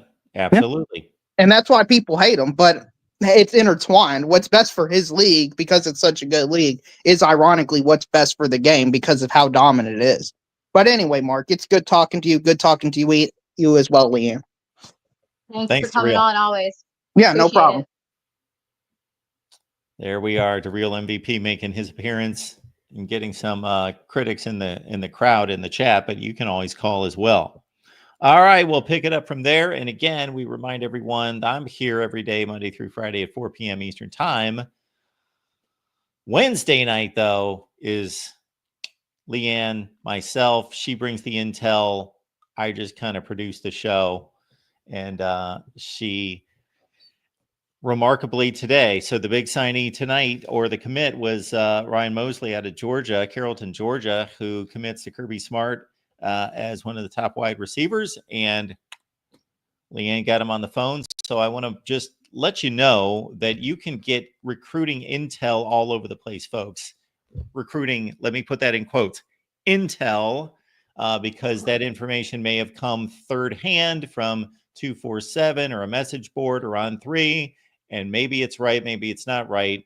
Leanne has connections with more players than anybody I know of, and she is able to track them down if she doesn't already know them or know a coach that knows them, and has built relationships with players all over the place in regards to the communication that they have back and forth. And she talked to Mosley tonight and got some great quotes out of him and his commitment to the Georgia Bulldogs. All right, next up, we're going to our infamous On the Move section of On the Move. And 5-star defensive back Braylon Womack. I know that he's got a crystal ball to Ohio State, but who knows where he's headed. Well, like I said, there's a lot of big playmakers, Mark, on the move, of course. Official visits have been going on the last couple of weeks, but again, this is really the big recruiting weekend across the board for most Power 4 programs. Braylon Womack is another a talented kid that comes right out of the SIP out of Flowood, Mississippi. Of course, he is the #1 overall safety in the country, #1 12 overall player, and not the #1, but a close to. This is a kid that I've seen in the flesh. He is just dynamic. Of course, I seen him all, of course, playing at Hartfield, but really got up close and personal to see just what kind of skill is. Man, he's just really dynamic when he gets the ball. He's a little bit undersized, but man, that's something you're willing to overlook when you see him. I got to see him, of course, at the Under Armour. I mean, at the Navy All-American Bowl this past December in San Antonio. Well, George is definitely going to like this one because he is headed to Florida this weekend to open some of his official visits. We're really liking, of course, many programs are pulling for him. Florida is battling Ohio State, Auburn, Texas A&M is another dark horse to watch in this one. There's still a couple months off. We're hearing that his tentative commitment date is August 22nd. But like I said, the Gators, Billy Napier and co-defensive coordinator out there, Vinny Sunseri, have done a phenomenal job in really trying to get this kid to Gainesville, and they are starting, like I said, a lot of momentum going into this weekend. We say that Ohio State, like you said, Mark, is the crystal ball, but I really like where Florida is sitting and how they're setting the stage this weekend. Again, he checks off all the boxes when it comes to being elite safety. He continues to separate himself with his versatility, his athleticism, his football IQ. He'd had a dominant junior season, put off all sorts of numbers. Of course, he may not currently be the #1 player in the state of Mississippi, but man, he showcased and showed up out while he was playing for Hartfield this past season, earning himself, of course, the notorious Gatorade Player of the Year for Mississippi. When I saw him, I wish I would have pulled up the film. I mean, he just cuts all sorts of corners and just really knows how to dissect an offense at the Navy All-American Bowl. I mean, he's just a physical guy. He's got an uncanny ability. He's just always knows how to be at the right place at the right time when it comes to dissecting those offenses. Florida with a big opportunity this weekend. Again, I know that Ohio State is the crystal ball, but watch out because, like I said, Vinny Sinceri has really been setting the stage. A lot of heavy recruiting going on here, so don't be surprised if after this visit that Florida really gets a lot of momentum with one of the top elite blue chip safeties in the country. Like I said, this is a guy we talk about being able to bait in a opposing offense. This kid is notorious. I saw it all in his reps at the Navy All-American Bowl and all his time when he's at Hartfield this past season. This kid is good. When we say kitty, come, kitty, kitty, kitty, this kid is good at baiting a quarterback when it comes to putting him up against the wall. This is a guy that brings so much pressure when he's playing in that safety position that he forces quarterbacks to make bad decisions. Like I said, he checks off all the boxes. But as far as the Ohio State Buckeyes, they do have the momentum here. But I really want to see where things go because I think Florida really could come out on top after this weekend of hosting Braylock Warma, one of the top players in the SIP and the number one safety in the country right now. Got another call coming in. We got our buddy Christian stopping by. Christian, what's going on tonight? What's up, Mark? Hey, Leanne. How are y'all? Doing well. Hey, Christian, thanks for stopping by. Doing well, thanks. Awesome. Yeah, I wanted to call in and talk about Lane Kiffin's comments, and I'm trying to think of the other coach out there, but someone a few weeks ago said, I remember it was Matt Rule said something like, "Go ahead and make that sucker like 40 teams or something." But like, what's your take on like all these coaches coming out and like, making, whether they're joking or not, like all these comments on expanding the playoff to 16, 20 teams. I know we're supposedly going to 14 in a couple years, but what's your take on, especially with Lane Kiffin? Because I know you cover Ole Miss. I think Lane Kiffin, I think he just put it straight simply, every system's flawed. I mean, and he also alluded to the transfer portal, about, because that's been a hot topic, whether we should stay with the two portals, go to one portal. So, I think always during these SEC meetings, we saw how he was on Feinbaum, very vocal. Lane Kiffin's been that guy that he's always been kind of vocal when it comes to things. I really think, and he made a good point. We see it in baseball, we see it in softball, we see it in basketball, where the postseason play to get to the championships are extremely expanded. So why not do it in football? I think we kind of broke it down, in our previous call with Darrell.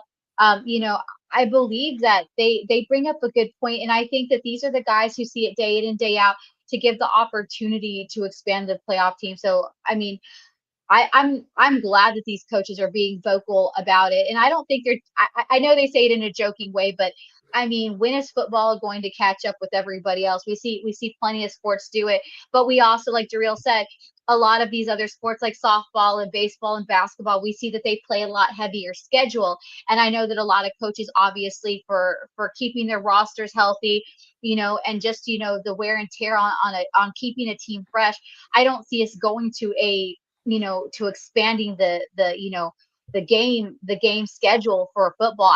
I'm not in agreement with that because I think, not that the other sports aren't as physical as baseball, and basketball are, but I feel like expanding the schedule, that's not something I'm for. But, I think expanding the playoff is definitely something that I think that we need to eventually do if we really want to get to see the best teams. And like Mark talked about, we talked about, a few minutes ago, just that straight seeding. I think, you really want to see the best competition, then you do straight seeding and, and get the best teams out there. So I'm glad to see the coaches being vocal about it. Yeah, I agree. I think the thing for me with playoff expansion is like, when is enough enough? Because, 4 teams, well, FSU went and did the whole ACC thing. They cried and threw a fit. They didn't get in. Now we're at 12 teams, and there was even debate this first year about should it be a team like Ole Miss? Should it be a team like Alabama? I'm trying to think who else was out. South Carolina. It's always going to be controversial for at least the last 1 or 2 spots. It's never going to be fair for everybody. Yeah. But I mean, like, I hope it doesn't get to the point where we have a 130 team bracket and that's all we're doing is just this wild playoff thing. I mean, when we heard that we were gonna eventually expand the playoffs like years ago, I said, "Oh, this is perfect. Let's make that sucker 8 teams and just get your conference champions, get some at large, and let's go." Then they went with the 12 team format, and I'm like, okay, well that's not too bad there.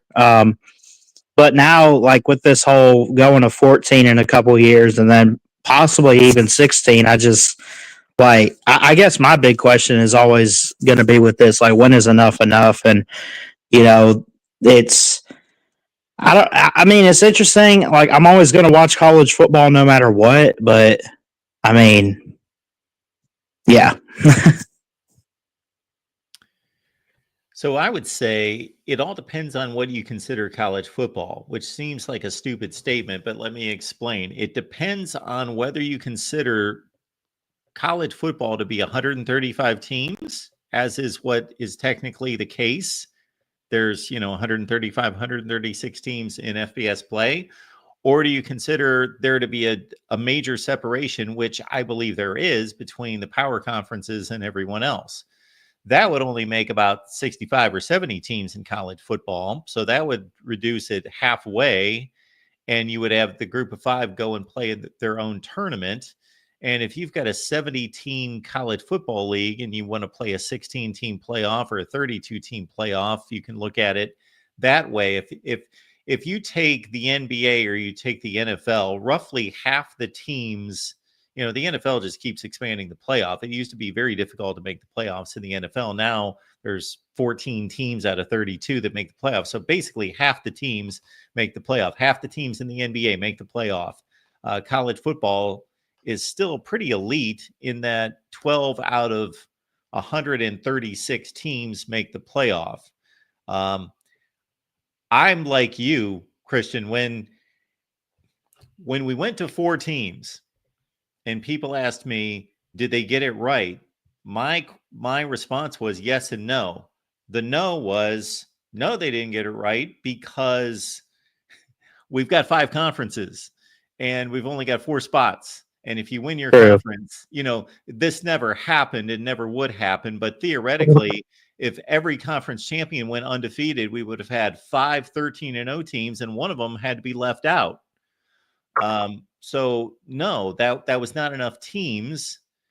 The other thing in that, though, is that on the other hand, it was a better system than just having 2 teams because it afforded 2 other worthy teams of the opportunity to make the playoffs.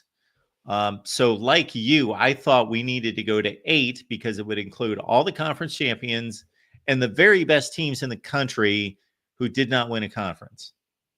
And that was good enough for me. 8. Plus, you got to admit too, Mark, is you got a couple good group of 5 teams on a regular basis that you could throw in there too. Okay. Well, that all depends. There's different theories there. That all depends on whether you want the best teams in the country or do you want equal representation or not equal representation. Do you want representation for everyone? So do you want the let's say in a 16-team playoff, we're going to have theoretically the 15 best teams in the country. Then we're going to have a group of 5 that, unlike Boise State this past year, was probably in that top 15 or so, but usually they're like the 30th best team in the country. And if you want that, that's fine. I don't have an issue with that. But that's the setup. I got you. Well, thanks for answering my questions as always, Mark. I love you guys and what you guys do, and it was good talking with you guys. Thanks, Christian. Appreciate you being here. Awesome.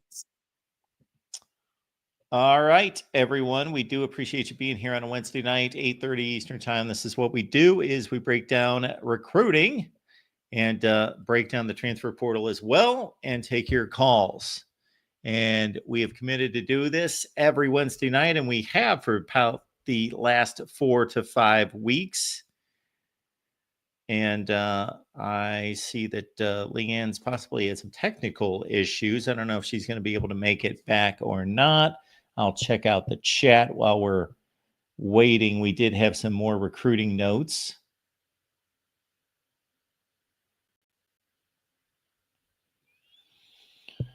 Yeah, and if this is going to become a situation where we just take the best teams in college football and they become a super league,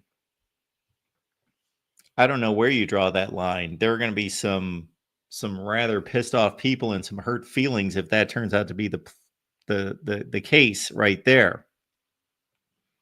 So I don't know where to draw that line. You could make it a judgment call, and we would all come up with a different number of teams, and at the back end of that, we would all come up with different teams that would make the end of the list. Whether that's 48 teams, maybe I'll build a 48 team super league, and I'll catch a big backlash from the teams that didn't make it. Leanne's back. Leanne, we don't have a show if you don't show up. So once you duck out, I'm like ready to shut it down. But once you show back up, then here we go. Well, All right. I didn't want to not be powerless without my power charger. You know me, sometimes I forget I'm on the move, on the go, and I forget to do the simple things of plug in my charger. So I figured while y'all were talking a little bit of shop and that was more your thing, that I could get us to keep us going. So let's keep on moving because there's a lot of top recruits still left on the board. Yeah, so we talked about Braylon Womack, and you also are looking at the 10th rated athlete in the country, one Paris Melvin Jr. Well, I talk about this talent and I've seen it up close and personal that's out in Houston. And Paris Melvin Jr. is just one of the Lone Star State's most electric playmakers, Mark. I've had the opportunity to see him in several settings. Of course, he's at a Cy Springs in the Houston area.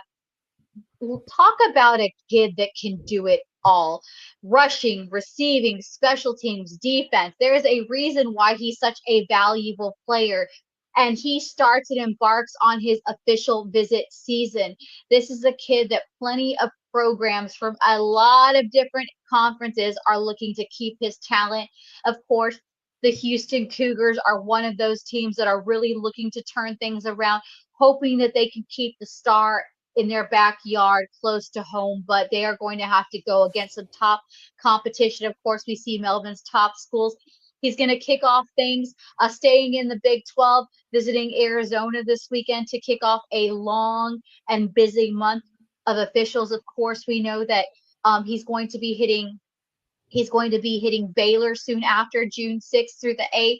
Then, of course, rounding out visits to Houston June 14th through the 16th. And he also has Ole Miss and Texas A&M. So Lane Kiffin is continuing that Texas flood with that Houston talent. Like I said, extremely explosive. A lot of teams to watch here. He already, like I said, when he hits the floor, there's nothing this kid can't do. I mean, he's a real unicorn, and I mean, nothing more than electric. I could break down his entire film, but like I said, there's nothing this kid can't do. Now, one of the teams to watch outside of those teams that I mentioned that already have official visits, he does have a freshly stamped offer from Austin, Texas, and the Texas Longhorns. Again, we know that Melvin, that's one of the teams that he's really been interested on. So expect Texas, even though they're coming in late to the game, to make a strong push. They definitely have all that firepower to keep him interested. Of course, he hasn't announced an official visit to Austin just yet, but again, it could be very well lurking. Like I said, this is a kid who can do it all, and he's a playmaker. And I think two of the schools to really watch here. I really like where Houston stands on this. I know a lot of people don't have Houston up high up there, but I think really for what they see him doing and his ability that they want him to play at several facets on the depth chart, I think has been really appealing to Paris Melvin. Now, I'm not going to argue. I would love to see this kid down at Ole Miss running the SIP, and Lane Kiffin would probably agree, but I really like where Houston and Baylor and in Arizona stand, and I think Houston's going to work extra hard. Of course, we know that Keyshawn Henderson has served as a heck of a recruiter, and I expect him when he steps foot in campus in a little bit over 2 weeks, not too far away from home, that Keyshawn Henderson will play a crucial role in keeping another hometown talent down in H-Town. But again, Texas is lurking, so that definitely is the team to watch with that newly minted fresh offer for Paris Melvin. But again, he's one of the most electric kids that I have seen that just can do it all. There's not a box he won't check off, and there's not a challenge he won't up to. So another talented kid out of the Houston area, out of Cy Springs, looking to make some big moves. Of course, has an offer sheet, but I really like where Houston, Arizona stand in this. But the Texas Longhorns definitely lurking with some powerful firepower, looking to get Melvin to come down to Austin for an official. Next up on the phone line, we've got Dr. Buckeye checking in. David, what's going on tonight?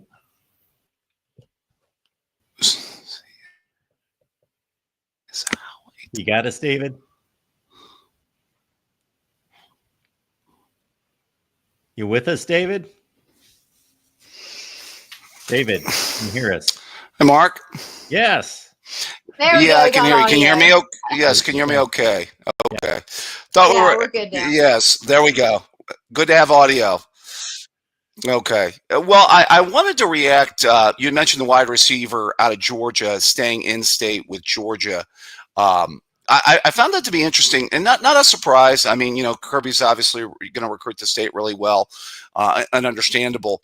But I just find it interesting, a wide receiver going to Georgia. Not to say that every great wide receiver should go to Ohio State, but the NFL draft might say otherwise. I'm just saying. But I just find it interesting to see how, top-notch wide receivers do inside Georgia's offense. I have some thoughts on it. Pickens was a guy that was there a few years. I know he had some injury problems, but, he was never a guy that necessarily flourished big time within that Georgia offense. In fact, if you look at it, wide receiver play has not necessarily been a dominant position group for Georgia over the years. Their best receiver ever was a tight end in Bowers. Now, I know McConkey had a good year for them, but he was more of a slot guy in 23 with Beck throwing the ball. I don't know if you guys have some thoughts on what, how, maybe a top-notch wide receiver can do inside a Georgia offense, or if they can flourish, because I just haven't seen it really happen in a Kirby Smart offense in the past. I don't know if you guys have some thoughts on that. Well, my thought would be that Kirby Smart hasn't really deviated from the offense that he's run. And for most of the time that he's been the head coach at Georgia, Mike Bobo's been the offensive coordinator. So there's been a lot of consistency there. And that's what they like to do, is obviously establish the run and go with play action. Now, they're not throwing the ball at the rate of a Michigan team under J.J. McCarthy, or certainly what we saw last year. They do open it up. They throw it. They're not Right. at the bottom end of college football in regards to, there's number of pass attempts and their style of play. Now, I think their style of play in today's football universe looks very, I don't want to call it antiquated. If it's effective, we're talking about one of the best programs in the country. Sure. But in terms of the number of times they throw it, they're pretty mid-level. They do throw the football, but they're not pass happy. That's obvious. I think in this one, Kirby Smart doesn't like to deviate from the formula. He likes the consistency. He likes to keep it the way. But I think that from Georgia, they've been a program where they were so heavy on the tight end, and we saw this past season where they didn't have that connection when they lost Brock Bowers, like you alluded to. And I think that Kirby Smart addressed that this season when he went to the transfer portal and he went to go pick up two top wide receivers in Zachariah Branch and in Noah Thomas. And I think that this season we're going to see him utilize the wide receivers, because those two kids are explosive. Noah Thomas is a kid that I personally watched coming out of Clear Springs here in Texas. Didn't really have the opportunity at Texas A&M to really showcase what he can do. But I really think that having those two dynamic wide receivers from the portal, we're going to see a little bit of different look from the Georgia Bulldogs. And I think that this might be the year they get over the hump And I think with the selection of him being able to recruit and keep Mosley in and going for that in-state wide receiver is because he's looking to build for the future. And I say that because, of course, another young wide receiver that is already on board with Georgia, CJ Wiley. He was a dynamic wide receiver, also out of the state of Georgia, out of one of the top programs there at Milton. He's the kid I personally got to watch, man. When he hit the field at Milton, he was just electric. So I think that Mosley staying in state, I think, is a testament to what Kirby Smart is trying to build for the future. And I think now he's trying to realize and open up that playbook, still not deviating too much from the formula that's found success, but also realizing that he's got to get some top wide receiver talent. So I think that he knows with Noah Thomas, Zachariah Branch being in the transfer portal, obviously he's not going to get to keep them there long enough. So stacking up with a CJ Wiley who was already on campus, and then stacking up with Mosley as another incoming high school talent that's local, who also played for a big program. Right, Mosley was Julian Lewis's one of Julian Lewis's go-to guys at Carrollton. So again, Kirby Smart knows what kind of guy he's going to get, like what kind of high school talent he was going to get when he signed CJ Wiley in this previous class. These are two top high school programs that produce wide receivers like nobody's business. So he knows that even though they're in-state guys and their offensive system hasn't really surrounded having dynamic wide receivers, that these two kids are coming from programs that demand high level. They're constantly winning state championships. They've had big time quarterbacks to connect with. So I think that Kirby Smart is knowing that he's going to not have to deviate too much for the formula, but he's going to have to find some different dynamics. So I think that's why he goes in state, and that's why he continues to recruit wide receivers at the high level, bringing some, experienced guys in Noah Thomas and Zachariah Branch from two different conferences, and kind of feeding them in and then setting it up where he's building the foundational talent with a talented young wide receiver, CJ Wiley, and then, having somebody on deck that I think that will be the next pair up. I think it's going to be Wiley and Mosley. If Mosley stays true to his commitments, which I do believe he will, I think they're going to be Noah Thomas and Zachariah Branch are going to be the season. And we're going to see a lot of interesting explosiveness in that backfield for Kirby Smart, which is about time, because I think that they know that they need that to be able to, kind of get over that hump where of not being so heavy on the tight end and not depending on having that dynamic tight end. Yeah, I thought the loss of Bowers and the loss of McConkey was, like a lot of people talked about, was a big reason Beck regressed this year. Although, even though he lost his top two targets, that didn't mean he needed to start throwing the ball to the other team either. Yeah. But because he certainly had an interception problem. But yeah, I love Branch out of SC. I thought he was a high recruit, and I thought he was underutilized to a certain extent at USC. I think he's a playmaker, and I think he could be very good for them this year. Be interesting to see what their quarterback situation looks like this year, though. We all know that they counted on Beck to have a big year last year, and that certainly didn't work out. So, yeah. I did want to talk a little bit, Mark. You were talking kind of, state of college football the other day and where the sport was at. I wanted to chime in. I didn't get a chance to call in during the day show, just being at work. But just with, where the sport is situated right now and the expansion of it, it's interesting. I know a lot of true blue college football fans, and I know a lot of people that are just fans of college football and not fans of the NFL. It's interesting, though. I don't see these people, stopping to be college football fans as college football morphs into the NFL junior. You know what I mean? It's not like, with all the changes that are being made, with the fact that we're paying the players, with the fact that we have a transfer portal, which is, our quasi-free agency, with the fact that we're expanding the playoff just like the NFL is, I don't know if that's going to really eat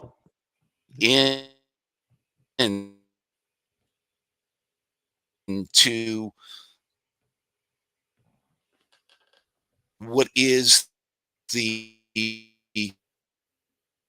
Hey, David, I know so what your thoughts are on that. Yeah, about the last 20 seconds was frozen. So basically, you're Okay, I'm sorry. asking just about the popularity of the sport. Yeah, with the changes of the sport, do you expect it to eat into the popularity of the sport? I think that that Because I know the you've had a comments negative view about it. Yeah, I'm sorry. the comments that people make, the rhetoric is negative. The rhetoric is largely negative, that people don't like NIL, they don't like the transfer portal, they don't like the power structure that the SEC and the Big Ten are pushing people around and kind of ruling the sport. They don't like all these things. However, is that going to translate to them stopping to watch and not watching football? I don't know. It has Right. yet to be reflected. The college football TV ratings they're not soaring, they're not taking off, but they've remained steady. They haven't declined. They've been pretty much the same over the last 10 years. Right. I mean, I'm kind of with you. To be fair, I don't necessarily like the changes to the sport per se.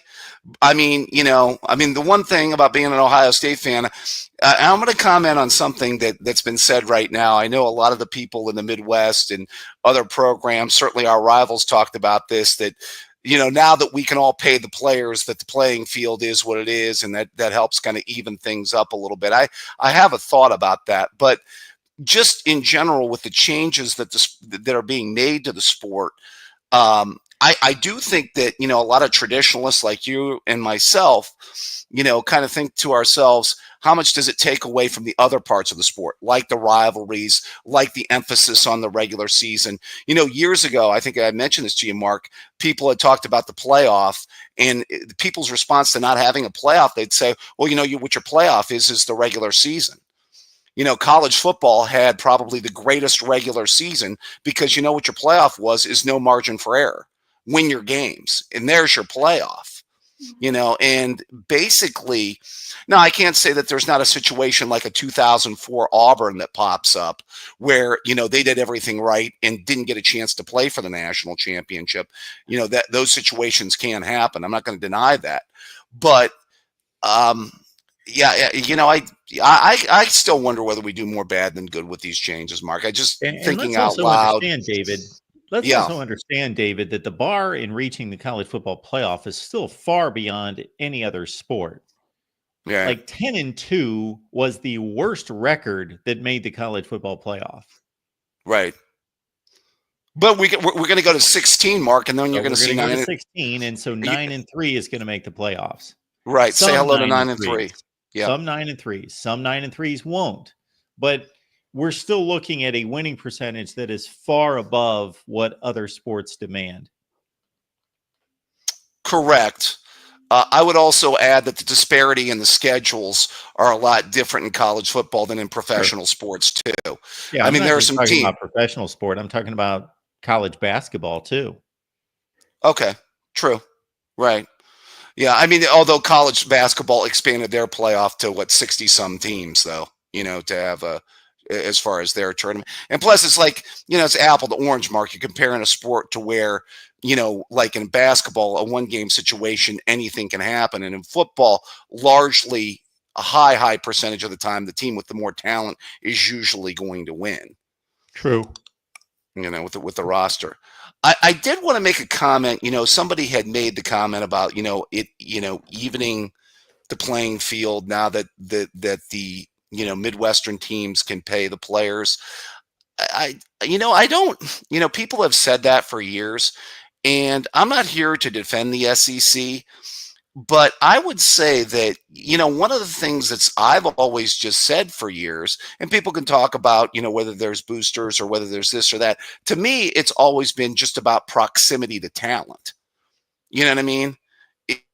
That's why I think programs are successful. I mean, if you're in a good recruiting base, and your chances of getting good players to come to your school because you're close to that particular area have to be pretty high. And then if you couple that with building a coaching staff that's sending players to the NFL, the people that throw that out there, I think that's lazy thinking. I really do, Mark. I don't know what your thoughts are on that. And, I hate to be the one to defend the SEC, but again, I think that there's something to proximity to talent. And now that's not to say that if you're in the state of Florida or in the state of Texas, you can't screw it up too. We've seen that happen plenty of times, where teams are in loaded states and they can screw it up by hiring bad coaching. That's why you need the mixture of being in that state with good coaching, no doubt about it. But I don't know. Do you find that to be a little bit lazy thinking when people throw that out, Mark? I do, to a certain extent. I believe that basically you cannot win without talent. You cannot win without having money and resources to run a program. However, those things don't guarantee that you're going to win. So we saw it for 15 years with Texas. We see it right now with Florida State. We've seen it with a number of programs that if they don't have the right head coach, if they don't have the right infrastructure, if they have too much infighting like they have at the University of Texas in the past with too many politicians and boosters and people being involved that get in the way and make some questionable coaching hires as well. You can have all the resources in the world and throw money at everything and bring in great recruiting classes and you don't win.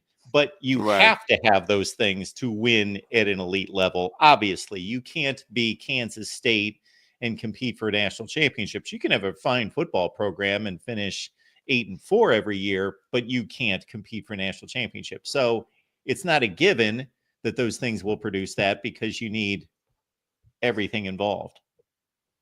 If that answered your question.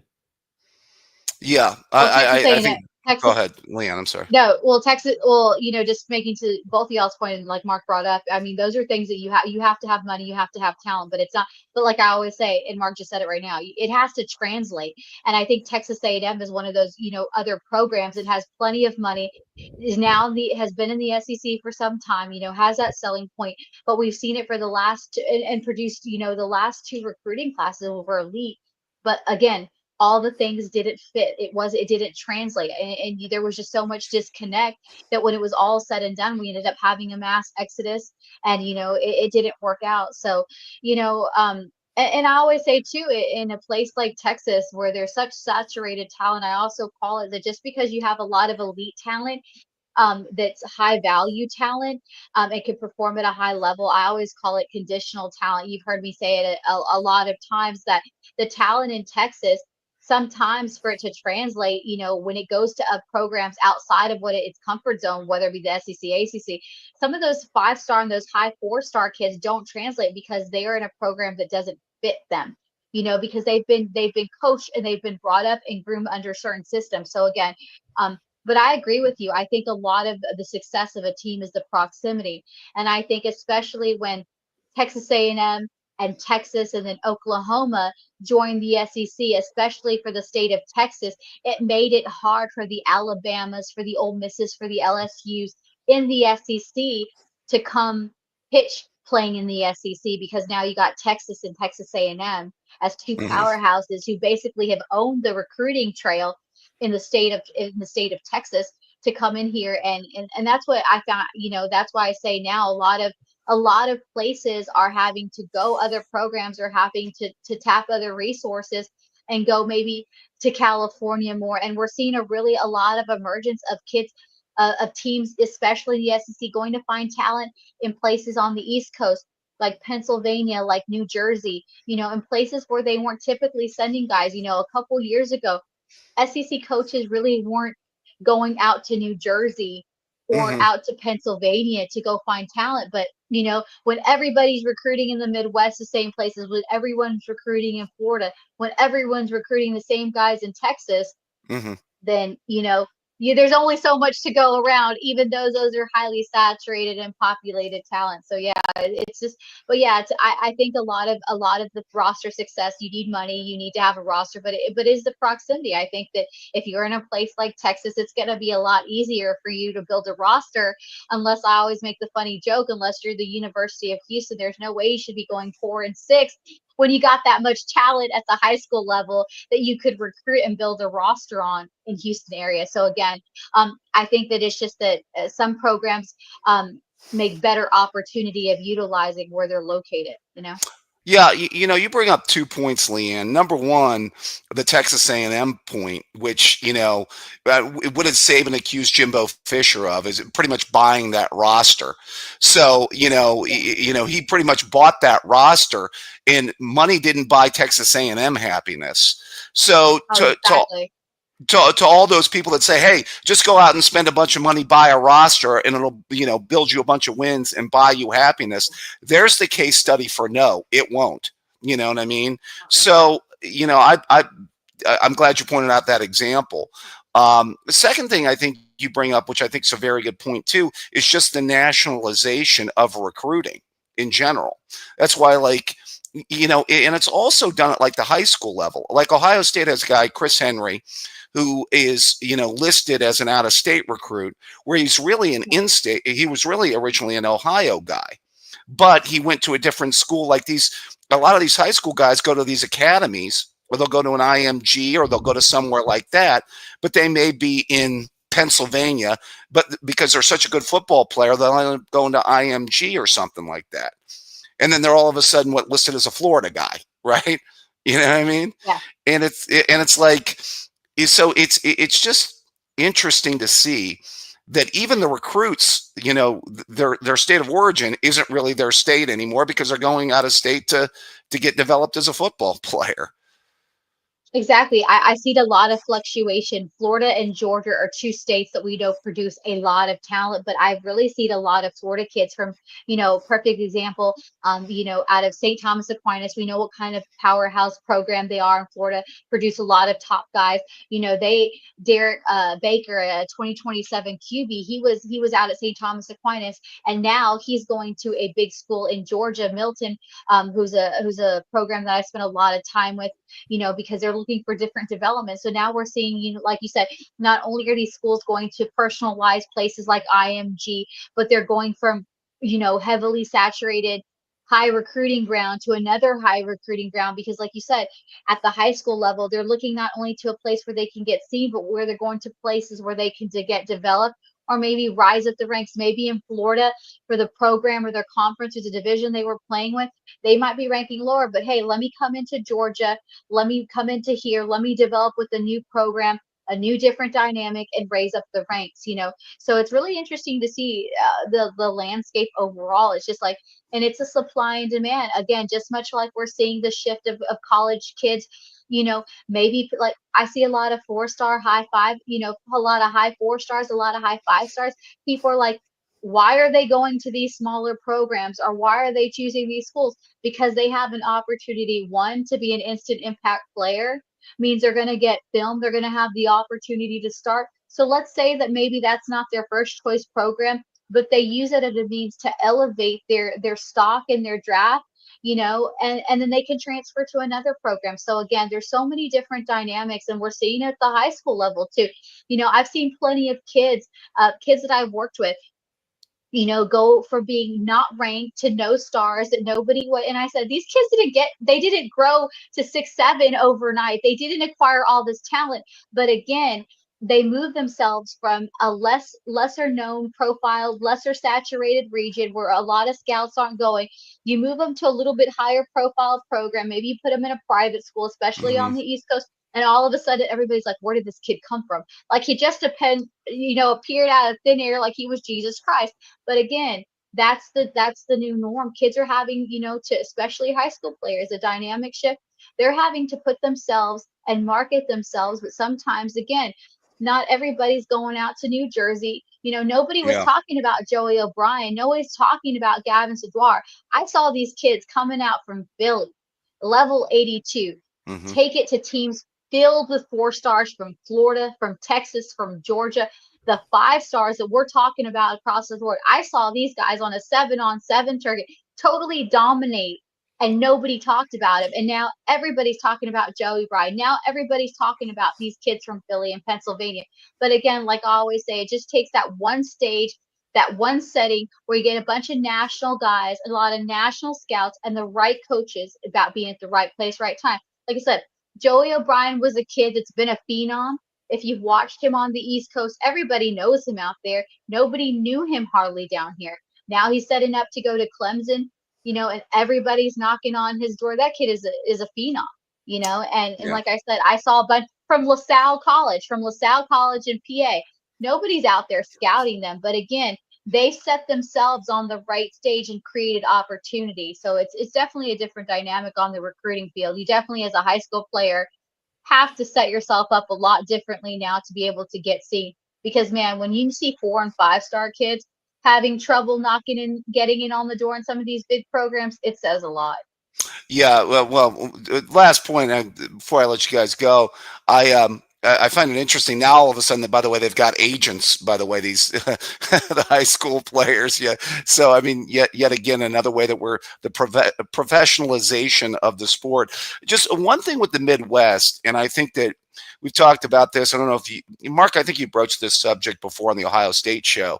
And one thing that would kind of help the Midwest. I actually talked to a friend of mine that's a high school football coach in the area. He's not crazy about it, and neither I think is the Ohio High School Association, which is all year round football, which I think would really kind of help football development in our state. Is something that our state hasn't gone for, which I think would really kind of help development of in-state recruits, especially more skill position player talent. I find it interesting. A friend of mine told me that actually Indiana is doing that all year round football. But a friend of mine that's in coaching in state here in Ohio has said that there's such a desire, and he actually finds it helpful for a lot of his students and his athletes to play multiple sports. He wants them to play spring sports, track and, the other sports, because he thinks it helps with their development. But, it's kind of a double-edged sword. It would also help football development within the state, too. I think if they went to an all year round model. I don't, Mark, if you guys have broached that subject on the Ohio State show in the past, or Leanne, if you have any thoughts on it, but I think it would be helpful to us in the Midwest. I actually heard a conversation recently. I would like to hear the entire conversation. Dabo Sweeney and Bill Belichick sat down with Reese Davis, and I caught some of that conversation, and they were talking about just that. They were talking about different philosophies, going from the old school philosophy that you move from sport to sport to sport throughout the year if you're an athlete and you like to play all sports and you're that talented, versus what has become the norm is that you become specialized at an early age and you play that sport all the time. And both of them are old school guys that like to see players move from sport to sport. Mm-hmm. Yeah. And that's their, you're talking about two of the best, and that's what they like to see. I'm a fan of kids, and I really think that this year, especially at the high school level, like I said, I always talk about having to stand out and separate, especially when when you go to these Under Armour camps, when you go to these Elite 11 camps, everybody's a star there. Everybody's the best out of their state. So I always say, how do you separate yourself? And I really see this year at the high school level, it's also a marketing tactic. Is not only do we see kids that play your traditional, they're track and field guys, they're basketball guys or baseball. Of course, a lot of talent in the Midwest is lacrosse. My kids play lacrosse. I'm a proponent of lacrosse.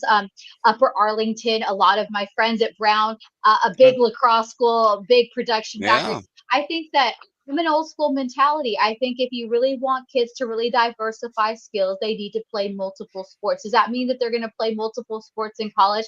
But I feel that's what a lot of high school players are doing. They're not only playing multiple sports that are traditional and non-traditional in the off season, especially in Texas. I mean, they not only play multiple sports, but they continue to do those off season workouts. They do the 7-on-7.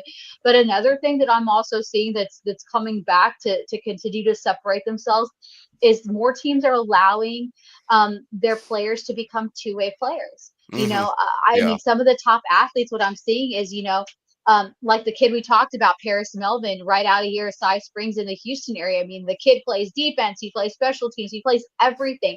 Now, does that mean they're going to recruit him at all those positions in college, probably not. But the fact that he can bring so much to the table is such a strong selling point. And I think that especially for high school kids, having to go against that experience in the transfer talent, that maturity in the transfer talent, that's becoming another new norm. We're seeing the comeback of two-way players, but also kids, embracing playing multiple sports because it's helping their development. Like you said, in areas that don't, in places and regions that don't have football all year round. So if you can't play football all year round, or you don't have off season or summer workouts, at least you're continuing to develop your skills. And I feel like some of these kids that are straying away or deviating from, just doing track and field and picking up other sports, it's really showing because it's showcasing and helping their skills. Like I always say, I don't care if a kid is super fast and can run a fast 40. What I want to see is, does he know how to cut? Does he know how to change direction? Right. Does he know how to create, and all those things? And I see a lot of kids playing, like the kids that play lacrosse or the kids that play basketball, especially the offensive and defensive linemen. And Bill Belichick has talked about it. He's been a big proponent of lacrosse, but he's also been a big proponent of scouting offensive and defensive guys that play basketball. Because you don't expect a big guy to move so quick, but you still want them to be able to move quick. You want them to have great hands. You want their reaction to be a lot swifter. And what better way to learn that is when you're playing on the hardwood. So again, I'm a fan of it. I'm a proponent of it. Now, do I think that we gotta, I don't want to say regulate it, but often, I mean, at some point, kids are going to have to choose when they get at a certain level, Yeah. because of obviously it's a wear and tear on the body. That's another thing I know a lot of state programs talk about is the wear and tear on the body to keep it healthy, because, that's a tough thing for these kids. But yeah, no, I'm a proponent of letting these kids, as long as they want to build their skills and development. Yeah, play multiple sports and see what you like. But I think and nowadays, especially for high school students, it's become the new norm because they're trying to market themselves and sell themselves against, going against portal players. Right. Well, Jim Brown, by the way, great lacrosse player and one of the greatest football players of all time, by the way. There you go. Great example, by the way. Yeah. Awesome guy. Yeah. Well, you always class things up when you show up on the Mark Rogers show here, Leanne. So I appreciate your knowledge and your insight. Well, you're all right too, Mark. So. Thanks, Dave. You didn't need to say that. Well, I enjoy the show. Go ahead. Well, we always appreciate you having on and talking ball. Like I said, even if it's Ohio State, you always bring great conversation. Like I said, different, a lot of going on in the recruiting world and all that kind of stuff. But always great to talk with you. All right, take care, guys. Thanks, Dave. Good to see you. See ya. Mm-hmm. All right, Leanne, you ready to hit the home stretch here? We are hitting the home stretch. We're already at that 2-hour mark, but definitely got a lot of good callers in. But speaking of the East Coast. Yeah, speaking of the East Coast, I actually, I should be a bit ashamed that I looked this up. I looked up the definition and the meaning of bienvenidos. Did I pronounce that correctly? Well, I don't think I did. Did I? Well, we're not at Miami yet, so we got to go. We missed Carter Gooden. Yeah. Before we get into the Miami, before we get in what's cooking in South Florida and Coral Gables and all that good stuff, another high profile guy. Like we said, a lot of untapped talent. Coaches are heading to the East Coast, and one guy that's really been on the circuit, really building his name for himself, defensive lineman. He's the number 9 defensive lineman in the country, is Carter Gooden out of Massachusetts. He's not only a top defensive lineman, but of course he is the number 1 defensive lineman out of Massachusetts. So you never know where you're going to find good talent. Penn State has been the primary, guy in the running for this talented defensive lineman. It's kind of gone back and forth. He canceled his official visit. So again, it's going to be interesting to see where things heat up. This is one to definitely watch. As far as where he goes, this is a kid who was the ISL Defensive Player of the Year. He had 49 tackles, 29 tackles for loss, 7 sacks, and 2 forced fumbles. Talk about a kid who plays multiple sports. Not only is he demanding on that defensive front, he also is pretty, probably gets that violence from playing hockey, lacrosse, and basketball. So again, Penn State is losing momentum with top defensive lighter Carter Gooden. So it'll be interesting to see who is going to be picking up the pieces for one of the Massachusetts top player. But again, another top defensive tackle out of Tabor Academy to be who's on the move. Well, I'll be interested to see where schools are going to take a risk on the East Coast. But again, talented defensive linemen, hockey, lacrosse, basketball. So definitely he checks off all the boxes, Mark. So we'll see who's going to come in picking up the pieces from Penn State. But right now, it looks like Penn State's going to have a lot of work cut out for them to be able to get back in his good graces. Okay, so I did jump the gun, but now we're headed to South Beach, and I think I botched my delivery the first time, which is after 2 years of Spanish a long, long time ago. So welcome to Miami. I'll take the English route on this one and let you take it from there with a guy that we've talked about as much as anybody that we've talked about. One of those guys that you alluded to earlier, that LSU's collecting 5 stars, and of course at the top of the board has been wide receiver Tristan Keys, but he's still taking those visits, and Miami's got a shot.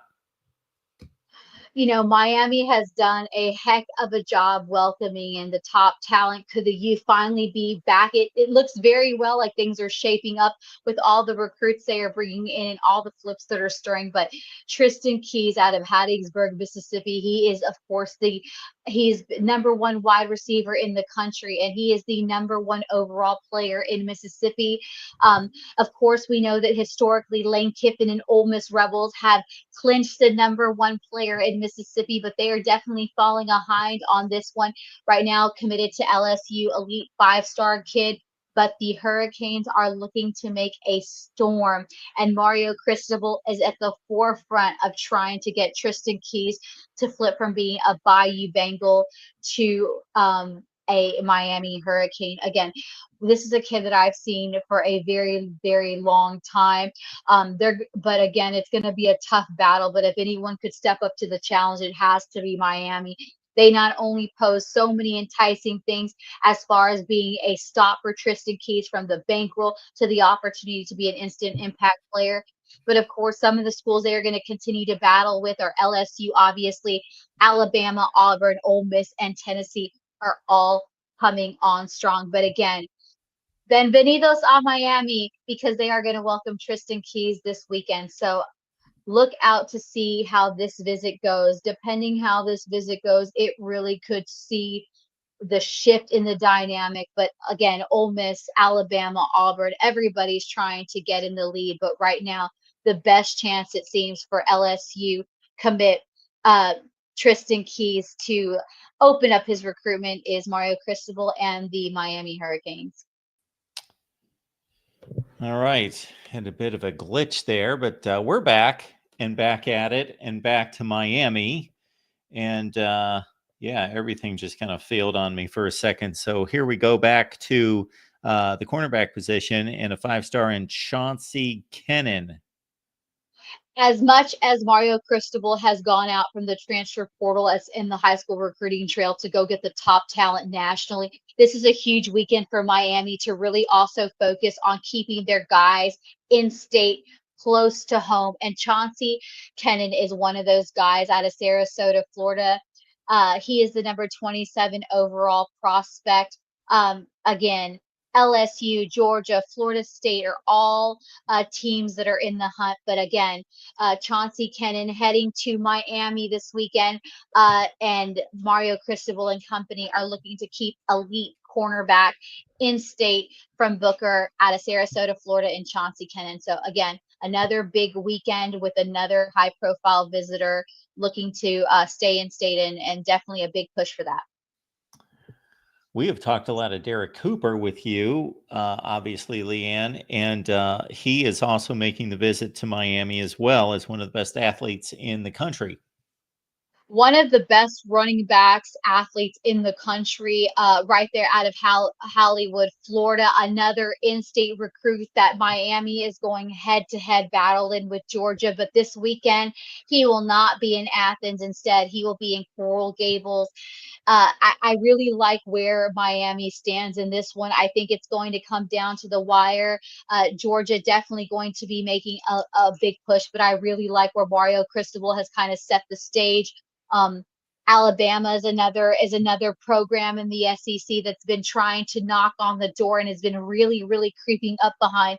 But again, I really like where Miami has been start to finish in on this one. And despite Georgia and Alabama being strong components in the SEC for this talented kid right in the backyard in Florida, in Hollywood, Florida, I really like where Mario Cristobal stands. So I expect that maybe not this weekend he commits to the Canes, but I think Derek Cooper will ultimately be a Miami Hurricane. But again, Georgia, Alabama making very strong pushes. But from the recruitment, what I've heard and what I've seen, and breaking down the talented guy, I really think that he's going to find his home not too far away from home and stay within the state of Florida.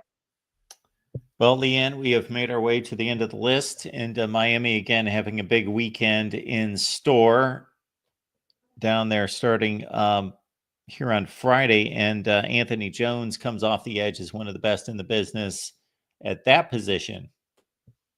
Right, not too far away from Mobile, Alabama. He comes out of St. Paul's Episcopal, one of the best pass rushers in the country. This is going to be a tough pull for Mario Cristobal, but we know that Mario Cristobal and those Miami Hurricanes are definitely always up to a challenge. And they definitely, what I really like the approach for Miami is while they've gone to the transfer portal to help rebuild their roster, I think this season we've really seen Mario Cristobal pull all the stops out and really going towards that high school recruiting pool and really putting a lot of his resources. And I think that it's really being taken notice by not only the high school elite recruits, but also the high school programs. And I think Miami, while this is going to be a tough pull to pull them out of Alabama with so many others lurking, but I really like Miami's chance in still staying in the midst. I think this is going to be a down to the wire. I think another player outside, obviously, the in-state favorites in Alabama, Auburn, battling for one of the top edge guys to keep it home. Oregon, despite the roller coasters that Oregon has as far as a recruiting trail, Oregon has also been on the move with him and has really stayed close in trying to get Jones not out of his comfort zone between Alabama and Auburn, and definitely not trying to send him down to the ACC. So again, but I think that the Canes are setting themselves really nicely up here it's going to be a tough sell. But again, I think that Mario Cristobal and that defensive line coach, their defensive line coach and Jason Taylor have really done a good job in this recruitment from start to finish to really give them an opportunity to as far as giving him the opportunity that he would get to play and be an instant impact player. And again, I think that that's where a place like Miami has become such a hot destination for many 4-star and 5-star elite players, especially knowing how saturated Alabama and Auburn rosters and even the Oregon roster are at that position. So again, Mario Cristobal setting a heck of a stage this weekend down in South Florida with some top players in state and out of state. But again, big, huge recruiting weekend in Miami. But somebody definitely, they have a lot of aces in the holes right there. All right, folks, just about 2.5 hours strong here at the Voice of College Football. On the move, we do this each and every Wednesday night, 8:30 Eastern time. And for me, it's my 6th and final show of the day. So I am just about toast, and I didn't even do any work tonight. Leanne carried us for 2.5 hours, just about. So we do want to make this a staple here at the Voice of College Football, and we've done so for the past 5 or 6 weeks. So bring it on back next Wednesday, 8:30 Eastern. Bring a friend or 2 or 50 with you, because we had close to 100 total online, but only about 20 or so on YouTube. So we want to bring those people to YouTube to jump in the chat with us. So let's get that done. Leanne, what's the rest of your week look like in chasing down all these players? Well, like I said, it's a big, huge recruiting weekend across the board. So definitely we'll be talking with some recruits, catching up on camps. A lot of, as much as we talk about the officials and all the big high profile prospects, there's a lot of, as camp season emerges, there's a lot of guys looking to make opportunities. So again, a lot of a big weekend coming up for some of the rising prospects, hitting camps at some of the major colleges, and look forward to catching up with this and hoping they come out with an offer. So we'll be on the road a little bit this week and heading into next week. But camp season is here. Official visit season is in full swing, and we look to bring it to you all next week again. So make sure you guys tune in.